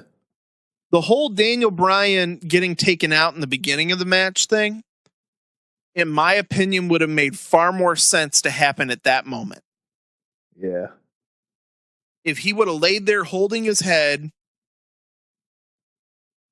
everybody gets concerned. They're kind of on the verge of stopping the match. Even Shane or even KO and Sammy are concerned. They try to get him on a stretcher. They're starting to wheel him out. The crowd would have believed it at that moment, because this is a guy who just spent the last almost 3 years on the shelf due to concussion issues. If at that moment you would have tried to build heat by having them try to wheel him out at that moment, and then Daniel Bryan fights his way off the stretcher and gets back up on the apron after Shane's been getting his ass beat and get the hot tag, the crowd would have went fucking insane, right? Mm-hmm. But they didn't. They had him, basically do that injury angle at the beginning and then make his way back over and sit on the apron for about 5 minutes while Shane got his ass beat. It would have been more drama if you just would have done it a little bit differently, in my opinion. Have him start the match, get all that offense in, get the crowd, kind of hot, and then have that missile drop kick spot. And then they spend all this time with him outside the ring. The camera can keep cutting over. They're starting to wheel him out on the stretcher after Shane's been in the ring now for 5 or 10 minutes or whatever, getting all that heat, getting his ass beat. And then Daniel Bryan fights his way back in and gets the hot tag, and that's the end of the match. That would have made more sense to me and been a better story to tell. It just seemed like they did it backwards, and that bothered me watching the match. Something bothered you? Wow. Huh. What are you trying to say? I'm not saying it. All right. Just saying. Nia Jax, Alexa Bliss, you and I are both in agreement. Match kind of happened the way it should have. We said it last week. If Nia would have lost, it would have made... Not only would it have not made sense, but it would have been a bad move. Yeah. With that bullying storyline, if all of a sudden the mean girl wins. Yeah, it would have been real bad. I don't think it should have went 10 minutes, though. Nope. I think she should have squashed her. I agree. I think they should have taken 8 of those minutes and gave them to the New Day and Usos. Because it wouldn't have hurt Alexa. Not at all. Especially when you see what happened on Monday. Yeah. Ember Moon gets called up, and Ember Moon beat Alexa Bliss clean. So clean. You were just going to have Ember Moon come up and beat her, which to me means that Alexa's probably going to be going to SmackDown next week. Probably. Well, maybe. It would have made complete sense to have Nia destroy Alexa. Yeah, I would have loved it. Because Nia's like, what? 4 or 5 times her size? Yeah. I'd say maybe 3 times. And she's angry. Giving her some pounds. But well, you know what I mean? Like, and she's angry. She has motivation to just get her hands on Alexa and just beat her ass. A squash would have made sense here. And like you said, you could have took that time and given it to another match. Yep. They could have taken 5 minutes from that match and another 5 from Rousey and Kurt. But again, I liked it. I did like the match. Yeah. Nia beating Mickey's ass before the match and throwing her into the VR. Throwing her into the VR camera on the guardrail there. Yeah, I think she did that on the wrong side. Oh my God. Vince was sitting in Gorilla. God damn it. Snickers was not pleased. Oh my God. I mean, it's been sitting there the whole fucking night. How's she gonna throw it? And then in the next match being the Braun Strowman Cesaro Sheamus match, when Sheamus got thrown into the VR camera on top of the post, I was like, dude, Vince is going to lose his fucking mind. Twice in a row, God damn it. It's sitting on top of the fucking post. I would like to see what that looks like. Oh, so I know you hate this, so I'm just going to let you go. Braun Strowman and a mystery partner versus the Bar, and go. How stupid was that? Okay, not only was it, this was dumber than Braun Strowman. Now, I get it. It's a PG show. Wu-Tang is for the kids. But for you to have a child, a 10-year-old, win a WWE championship at WrestleMania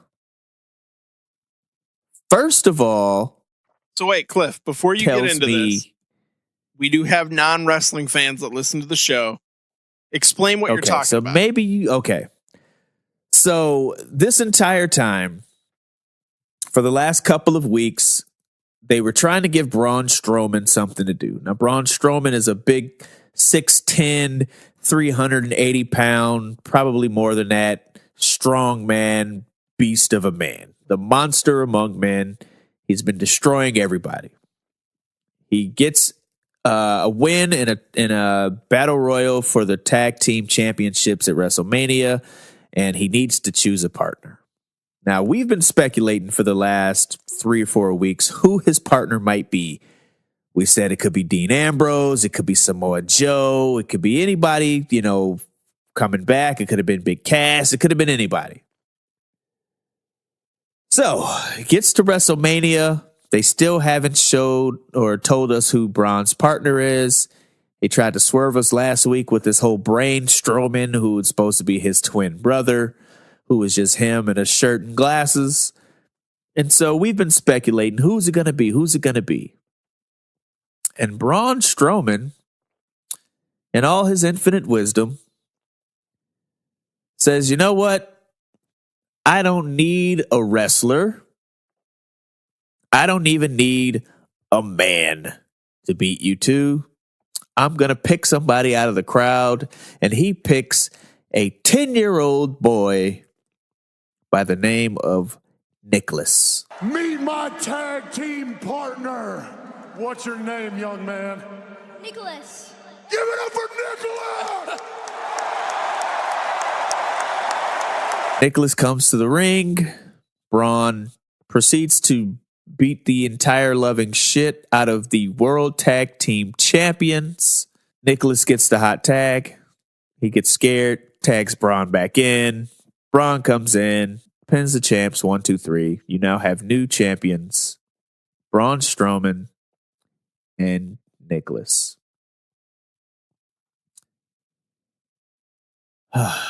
Hey, Nicholas was over. Now, I'm not mad at Nicholas because, to be honest with you, it's probably one of the coolest things that could happen to a kid in life. Oh God, that's the fucking I'm happy for Nicholas.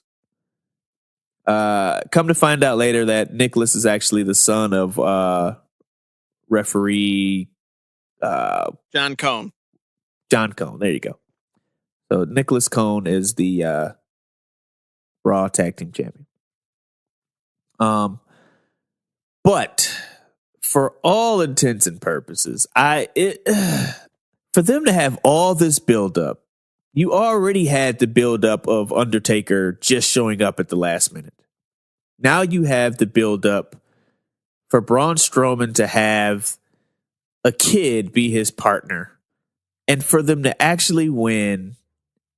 And for you to actually sit up here and say, and new tag team champions, Braun Strowman and Nicholas, I can't proceed to tell you how much that pisses me off. Because once again, you've taken the tag team championships and you've made them a joke. Because even Braun came in on Raw Monday and just gave the titles back to Kurt Angle.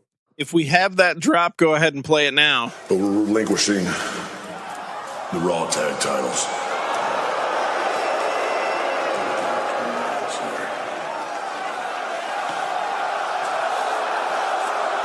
Nicholas has a scheduling conflict. I mean, he's still in the 4th grade. But I can promise you one thing. As soon as he's done with school, we're coming back for those. And somebody's going to get these hands! There you go. Braun and Nicholas had to relinquish the tag team titles because Nicholas has a scheduling conflict. He's still in school. He's in 4th grade. Being 4th grade's rough. Wow. So Cliff, I'm gonna tell you exactly what I said to anybody else that wanted to bitch about it online. Stop being a mark. Fuck that. Okay? That's not Mark shit. That is Mark shit. Okay? No, This bro. is It's a kid's show. A kid's show. It's supposed to be for the kids. It's PG. I don't give a shit. Okay. Let that kid go through the performance center and earn a championship at WrestleMania. Hey. I don't give a fuck. Okay, so in the history of wrestling, wasn't Judy Bagwell tag team champion? Yes, in WCW she was. Wasn't David Arquette a world champion? Yes, David Arquette, in the WCW. actor. Okay, WCW. In WCW, you're right. he was. In Japan, DDT, the promotion, the one of the championships there, you had a little girl, you had an invisible man, you had a ladder, you had a blow up doll win the championship there. Is DDT still in existence? Yes. Okay. So I know your argument is, okay, well, that's WCW, that's Japan. Hey, in WWE, didn't one of Godfather's hoes win the hardcore title? Probably. I don't remember. Okay. She did. Her name was Bobcat. All right. Okay. So you can't say that in WWE shit like that doesn't happen. Didn't Vince McMahon and Shane McMahon have a main event match against Shawn Michaels and God? That was stupid too. It was, but it's WWE. It's story. So just because it's happened before and stupid things have happened before doesn't mean that I'm supposed to be okay with stupid things. What have they been doing with Braun Strowman for probably the last 2 months? They've been turning him into a joke. A comedy character, right? A comedy act. He's a giant version of Bugs Bunny that can flip an ambulance. It's ridiculous. That's another thing what I don't like about it is that if he would have just said, I don't need a partner. My partner is me. My partner is these hands. That's what I thought it was going to be. I would have been okay with that because I say, you know what? He don't need no partner. And I get it. He chose a kid and because he doesn't need a kid. But he tagged the kid in. I mean, look. Like, what if Cesaro would have ran across the ring and European uppercutted that kid? You know what I'm saying? Like, come on. Look, if you're gonna suspend disbelief, you gotta go all the way. Look, I like this. It was ridiculous, but it was funny ridiculous. Okay. And as I told our PWO brothers, it wouldn't have mattered who you put in that position. Okay. If it was Joe, if it was Cass, if it was Bobby Lashley, if it was fucking Triple H, if it was the ghost of Mae Young, it wouldn't have mattered who was Braun's partner. Somebody would have been disappointed, and it would have flown in the face. It would have flown in the face of that character. That anybody character else doesn't need anyone to help him. Exactly. So what would it have mattered if it was either these hands or a 10-year-old boy?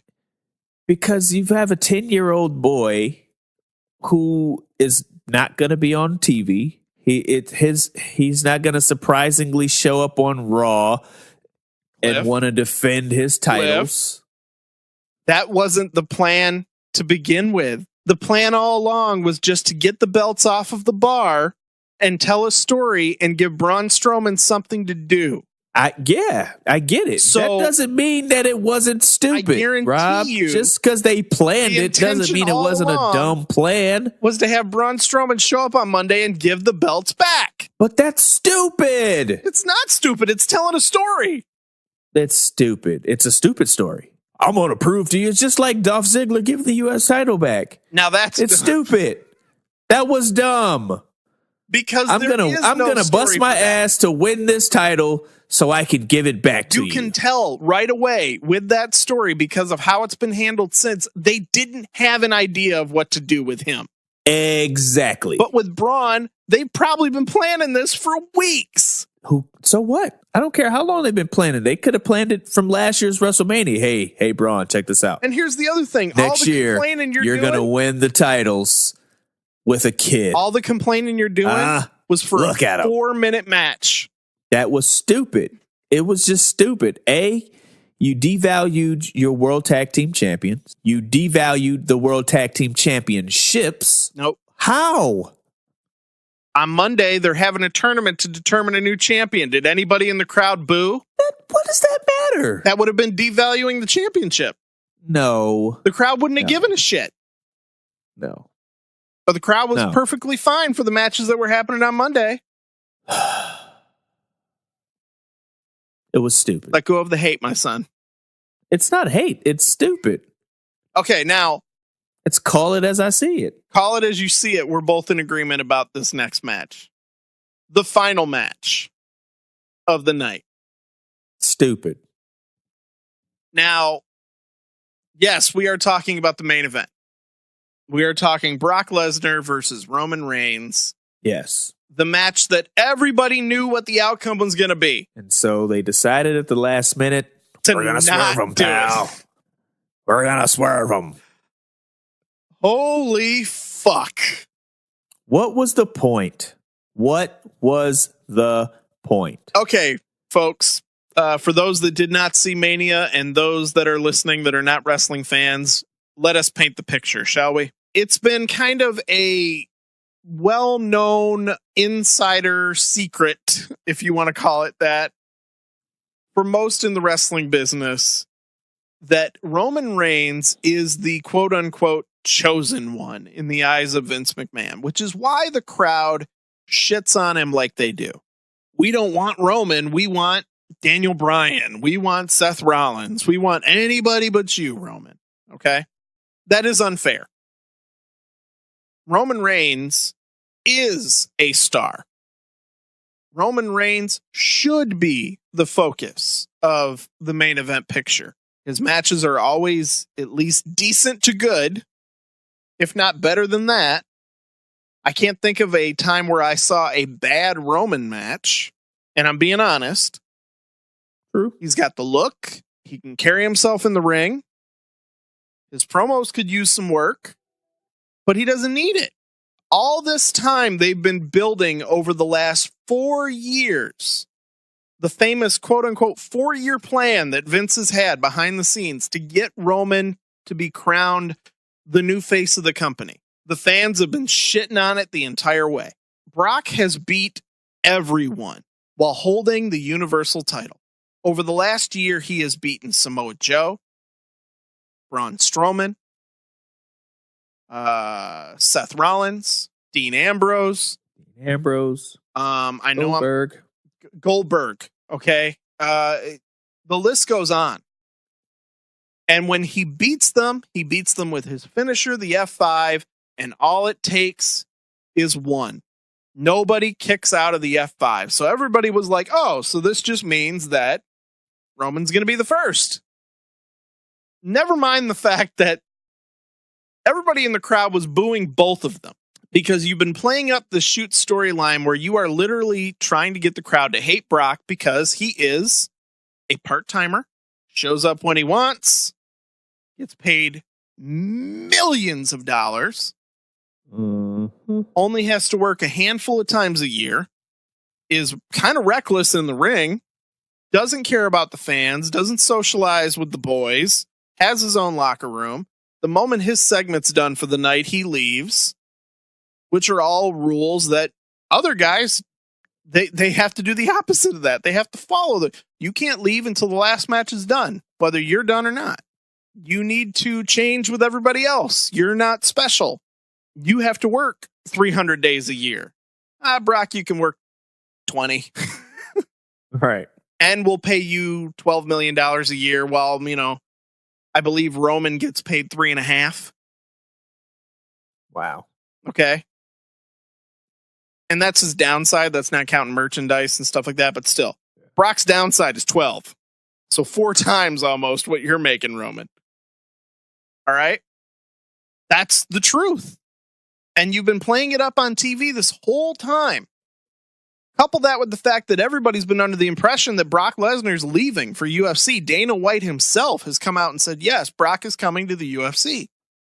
Brock's contract is ending. So every single person believed this was Brock's last match. He was going to lose to Roman. Roman's going to kick out of the F5. He's going to beat Brock. Brock goes bye-bye. End of story. Whether we want it or not, we'll deal with it because it just gets rid of Brock and moves us on to the next year. Did that happen, Cliff? That did not happen. Roman kicked out of the F5, didn't he? Oh, he kicked out. How many times did he kick out of an F5? He kicked out of 5 of them. 5! 5 of them. And this wasn't like he hit an F5 and slowly crawled over and finally covered Roman and the ref counts 1, 2. Oh my God, Roman kicked out. No, this was hit an F5, pin him. 1, 2, kick out. Kick out. What? Every single one of those F5s, it was the same thing. So about 8 to 10 German suplexes, 4 to 5 over the head, belly to bellies. Including one F5, on the floor where it looked F5 like Roman. on the floor, belly to belly, overhead belly on the floor, F5 through the announce table. And at one point, didn't it look like Roman just lawn darted into the floor? Head first. Yeah. Right? Yeah. F5 through the German announce table. Kick out. Which supposedly was not planned. What? Yeah. Oh, that's the bullshit blow up in the back. That and supposedly Brock taking off his gloves and the hard way elbow to Roman's head. Yeah, I'm sure that wasn't planned, right? Even though if that was not planned, they would have had the gloves on and the fucking towels stopping the main event because nobody bleeds. Right. Supposedly what happened is after this match, Brock went to the back. He was pissed off. Him and Vince McMahon got into it. Rumor is he threw the Universal title. Some say he just threw it. Others say he threw it at the wall, meaning at the wall in Vince's direction, and Vince moved. Which brought Shane McMahon to his feet like he was ready to fight Brock. And Brock and Paul Heyman left the building. You had Roman kick out of 5 F5s. Okay? 5. And then he got beat. Like, what? Why? What was the point? If Roman was going to lose, why? Why? Just give him 1 F5, win. That would have been the shocker. Holy shit. Because what happens, okay, is if Roman would not have kicked out at all and got beat, then everybody is still on the same level. Yep. Then when somebody does kick out, it's a shock. Even if it was Roman. But because you had Roman kick out of 5 of them in quick succession, and like I said, it wasn't like Brock hit an F5 and slowly, I'm so beat up. Make my way over to finally pin you. No, he hit it and like jumped on Roman every time. So within 2 seconds of after getting hit by a move that has put everybody out, Roman kicked out 5 times, including one of them through a table. Yeah. Super Roman. So now, not only do you hurt Roman because he loses, but everybody else that got beat by 1, you just made him look like shit. Oh my goodness. Even Braun. Basically, the one thing that Vince McMahon, even though he says, we listen to the fans, Vince has always been famous for doing what he wants. An example, pushing Roman down everybody's throat. He knows the crowd boos him. He knows they don't want him, but this is what he wants. He believes that Roman's face on a poster is going to get a casual wrestling fan to look at it and go, oh yeah, I believe that guy's a champion. And make no mistake about it, it's a business. It's true. As much as you or I would want Daniel Bryan or Dolph Ziggler and I'm using that as an example, Helped. Fucking Kalisto's great in the ring. But Kalisto's never going to be WWE champion. Why do you think Rey Mysterio, when he won the belt, was treated like shit? Because Rey Mysterio's 5'3". CM Punk. A wrestling fan knows that CM Punk is awesome. But when you put CM Punk on a poster next to Triple H, who do you believe is the WWE champion? Probably the guy that looks jacked to the gills and looks like he could rip your head off. Not the guy who looks like he's either delivering pizzas or pumping gas. Okay, and I love CM Punk. But he doesn't look like a champion, let alone a professional wrestling champion. But when you put Roman up on a poster, he's what, 6'4"? He's muscular. He's a great looking guy. He's got an awesome look. He looks like fucking Aquaman. Right? Yep. Ladies love Roman Reigns. Why? Because he's a good looking guy. You put him on a poster, people are going to look at him and go, wow, look at that guy. Look at him. Right, exactly. Look at his hair, pal. So, what does it do for Roman? It makes him look weak. It makes him look weak. And I, for the life of me, I don't get it. And maybe that's, it's not for me to get at this point, I guess. But I'm like, wait, so you did all this for him to lose? Right. Wait, what? He's been talking for months about part-timer this, and you put me in the ring with him. This is my yard. This is blah, blah, blah, blah, blah. I'm the big dog. Big dog got castrated. Man, right at the nuts. Snip, snip. And now it's like, was that supposed to get the fans to turn? I feel like they were trying to recreate the Stone Cold Crimson Mask. I do too. When he, because you could tell. Oh my goodness, yeah, he definitely had a couple aspirins before the match. Said, we're gonna get this blood real thin tonight. I mean, so you had Roman take about 90% of the offense in the match. Brock just, waylaid him throughout almost the entire match. Oh yeah, he pummeled him. Okay. Made him bleed, and not just like, oh, he's bleeding a little bit. No, Roman was bleeding, folks. When he took that shot to the head and sat up, and the blood was literally pouring out of his head like a faucet. Oh, yeah. I was shocked the match didn't get stopped. But it's the main event of WrestleMania, right? So I was like, hey, maybe they're just letting it go because this is the last match. He got beat down. He got bloodied. He got pummeled. He got put through tables. Yeah, oh, he kicked out. He's a fighter. He's a fighter until he got hit with number 6. Right. And then he lost. And then Brock walks out, and the camera keeps panning in on Roman laying there. Right. Looking like, what am I going to do? What am I going to do? Oh my God. And then they cut to the video packages, and you got Roman standing outside the ring looking like he's going to cry. And his wife holds his hand. Yeah. That's how you ended WrestleMania this year. And then we cut to Monday, and he comes out and cuts a promo. Then I'm sorry. What the fuck was that promo? Yeah, now I'm like, wait, what? Because, okay, non-wrestling fans, and even wrestling fans that maybe didn't read between the lines here. If we have that promo, let's play it right now.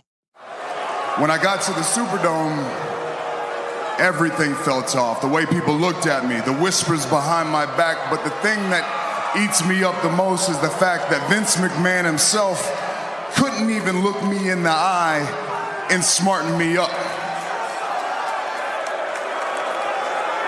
So I don't know what's going on, but I do know this. Brock Lesnar is one hell of a businessman. Because on Wednesday, word got out he was going back to the UFC. And then today, WWE released that he signed a new contract.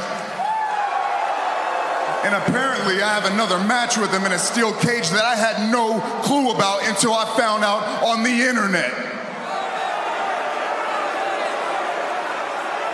So I don't know what the plan is here. I don't know what they're scheming up. I don't know what the story is behind this, but I do know this.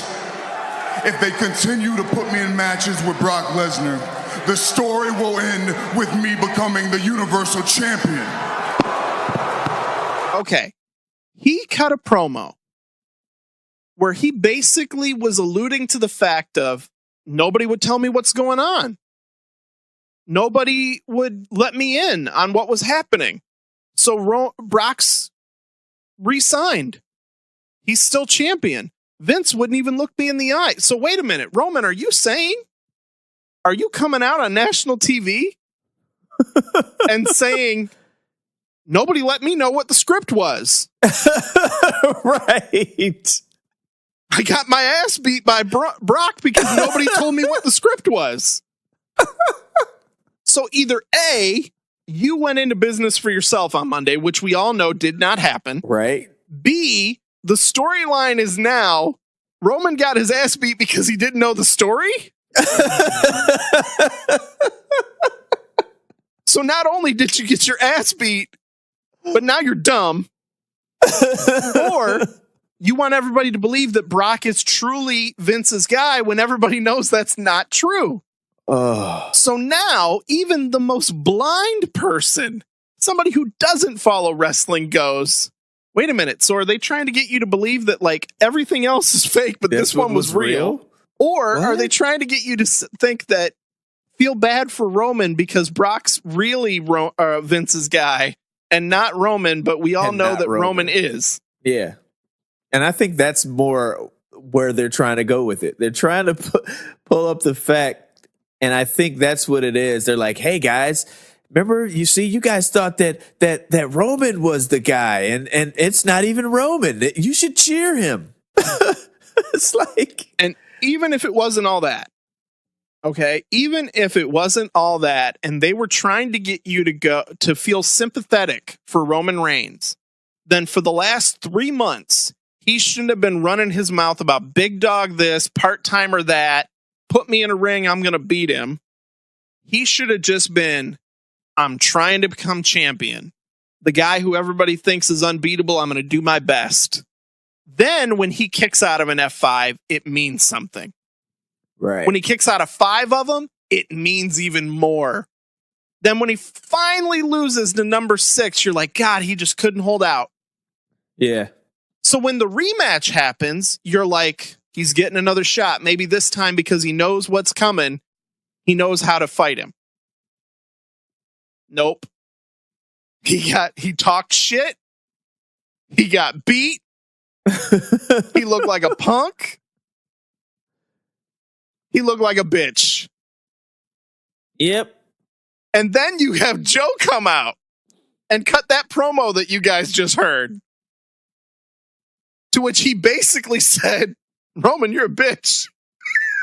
Basically. And after you get your ass beat by Brock again, I'm going to put you to sleep myself. Oh, man. That's your show of the year. That's your main event, guys.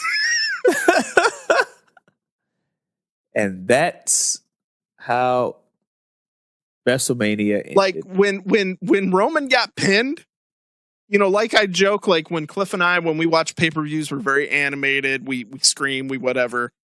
My wife hates it. When Roman got beat, do you know what I did? Do you think I screamed? Nothing. Do you think I went, oh shit? You know what I did? No. I went, because I was like, of course that's what happened. Oh, man. The one moment that everybody expected the storybook ending, you thought you were shocking everybody by not giving it to them. No, what you did was shoot yourself and that character in the, not even foot, in the fucking head. In the face. Sometimes the expected ending is just fine. Yeah. And that's the thing, too. It's like, at the end of the day, if they would have given Brock the win, if they went about it a different way, if he would have hit him with one F5 and it was over, like they had a grueling match, back and forth, back and forth, back and forth, back and forth, F5 victory. Like, oh, shit. Okay. Everything's the same. Brock just showed you that he's still the guy. Makes sense. But to have this whole build-up for this whole year, have him take 5 fucking F5s, plus 1 through the table, plus all the punishment that he took the whole match, plus splitting the hard way, only to lose. Now you're like, oh, you're just fucking with me now. And it's like, at the end of the day, they're trying to convince the kids that watch the show that Brock is the bad guy and Roman is the good guy. And it's just not working. What they did is they, like you said, it's the culmination of everything. But because they didn't want Roman standing in the ring triumphant with just a hail of boos being thrown his way, Vince blinked. The guy who says that, oh, I know what's better for business than you do. I know what you want better than you do. He actually went, oh, I know this is what I want, but I just can't do it 4 years in a row and have everybody booing the shit out of this guy. So I'm going to give it to Brock. And then in Saudi Arabia, in a crowd that's just happy to have wrestling. Yeah, and they're just going to love when Roman wins. That's when I'm going to do the title change. So basically, you just took the end of your big movie and put it off for another couple weeks. You pushed it to the sequel. There you go. This was not Empire Strikes Back, though, Vince. Not at all. This was not the villain wins, but we want to see the hero triumphant. This was fucking villain wins, the end. Right.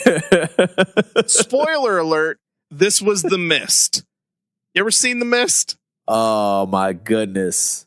This was the fucked up ending that made you go, holy shit. But you know what, though? The Mist's ending was actually good. I fucking love that movie. So I couldn't give it The Mist because I actually loved that ending. This was this was After Earth. This was The Happening. The Happening. That's what it was. This was The Happening. It was The Happening, not The Mist. It was The Happening. This was the movie that the whole time you're going, what is this shit? What is this? And you're like, and it was over. Oh, it's over. Oh, wait, no, it's not. Oh, my God. So, yeah, sorry for the marathon show, guys, but we knew that we were going to break down the show after it happened because of how polarizing it was. If it wasn't, if this show got, everybody was like, oh, fucking WrestleMania, we would have just kind of recapped it and talked about what's happening. But we were like, no, from the fact that him and I were going back and forth at each other and everybody was going so ape shit over it, we were like, you know what, let's just go through the show. And if people agree, great. If they don't, whatever. Maybe they'll be entertained by us talking about it. Maybe they'll be entertained by us yelling at each other. Who knows? But now, do you have anything else to add? I don't. Those were just the reasons. You have, certain reasons you thought you were okay with. I didn't think it was that bad of a show. I think it ended so oddly. It ended badly. Yeah. And the crowd completely shit on that match from beginning to end. Yeah. And whatever. It's over. It's over. I'm actually kind of pissed that we went this long because I would have rather talked about how awesome TakeOver was as opposed to how terrible WrestleMania was. Well, hey, if they've been listening to this show at all, they already know what we think about TakeOver. Yeah, it was great. I'm sure we'll probably talk about it a little bit more next week when we can kind of settle down, because next week, Superstar Shakeup on Raw and SmackDown. We already had some NXT call-ups on Monday and Tuesday. There's bound to be more, so I'm sure we can talk about it, because it'll probably tie into TakeOver a little bit. So especially one person that I think for sure is getting called up, which we can get into next week. So, all right. Well, what time is it, Rob? It's time to go home. I'm Clifford L. Johnson. I'm Rob English, saying to you, when life hands you adversity, always kick out, always kick out, always kick out, always kick out, always kick out. Can't kick out this time at 2. Sweet.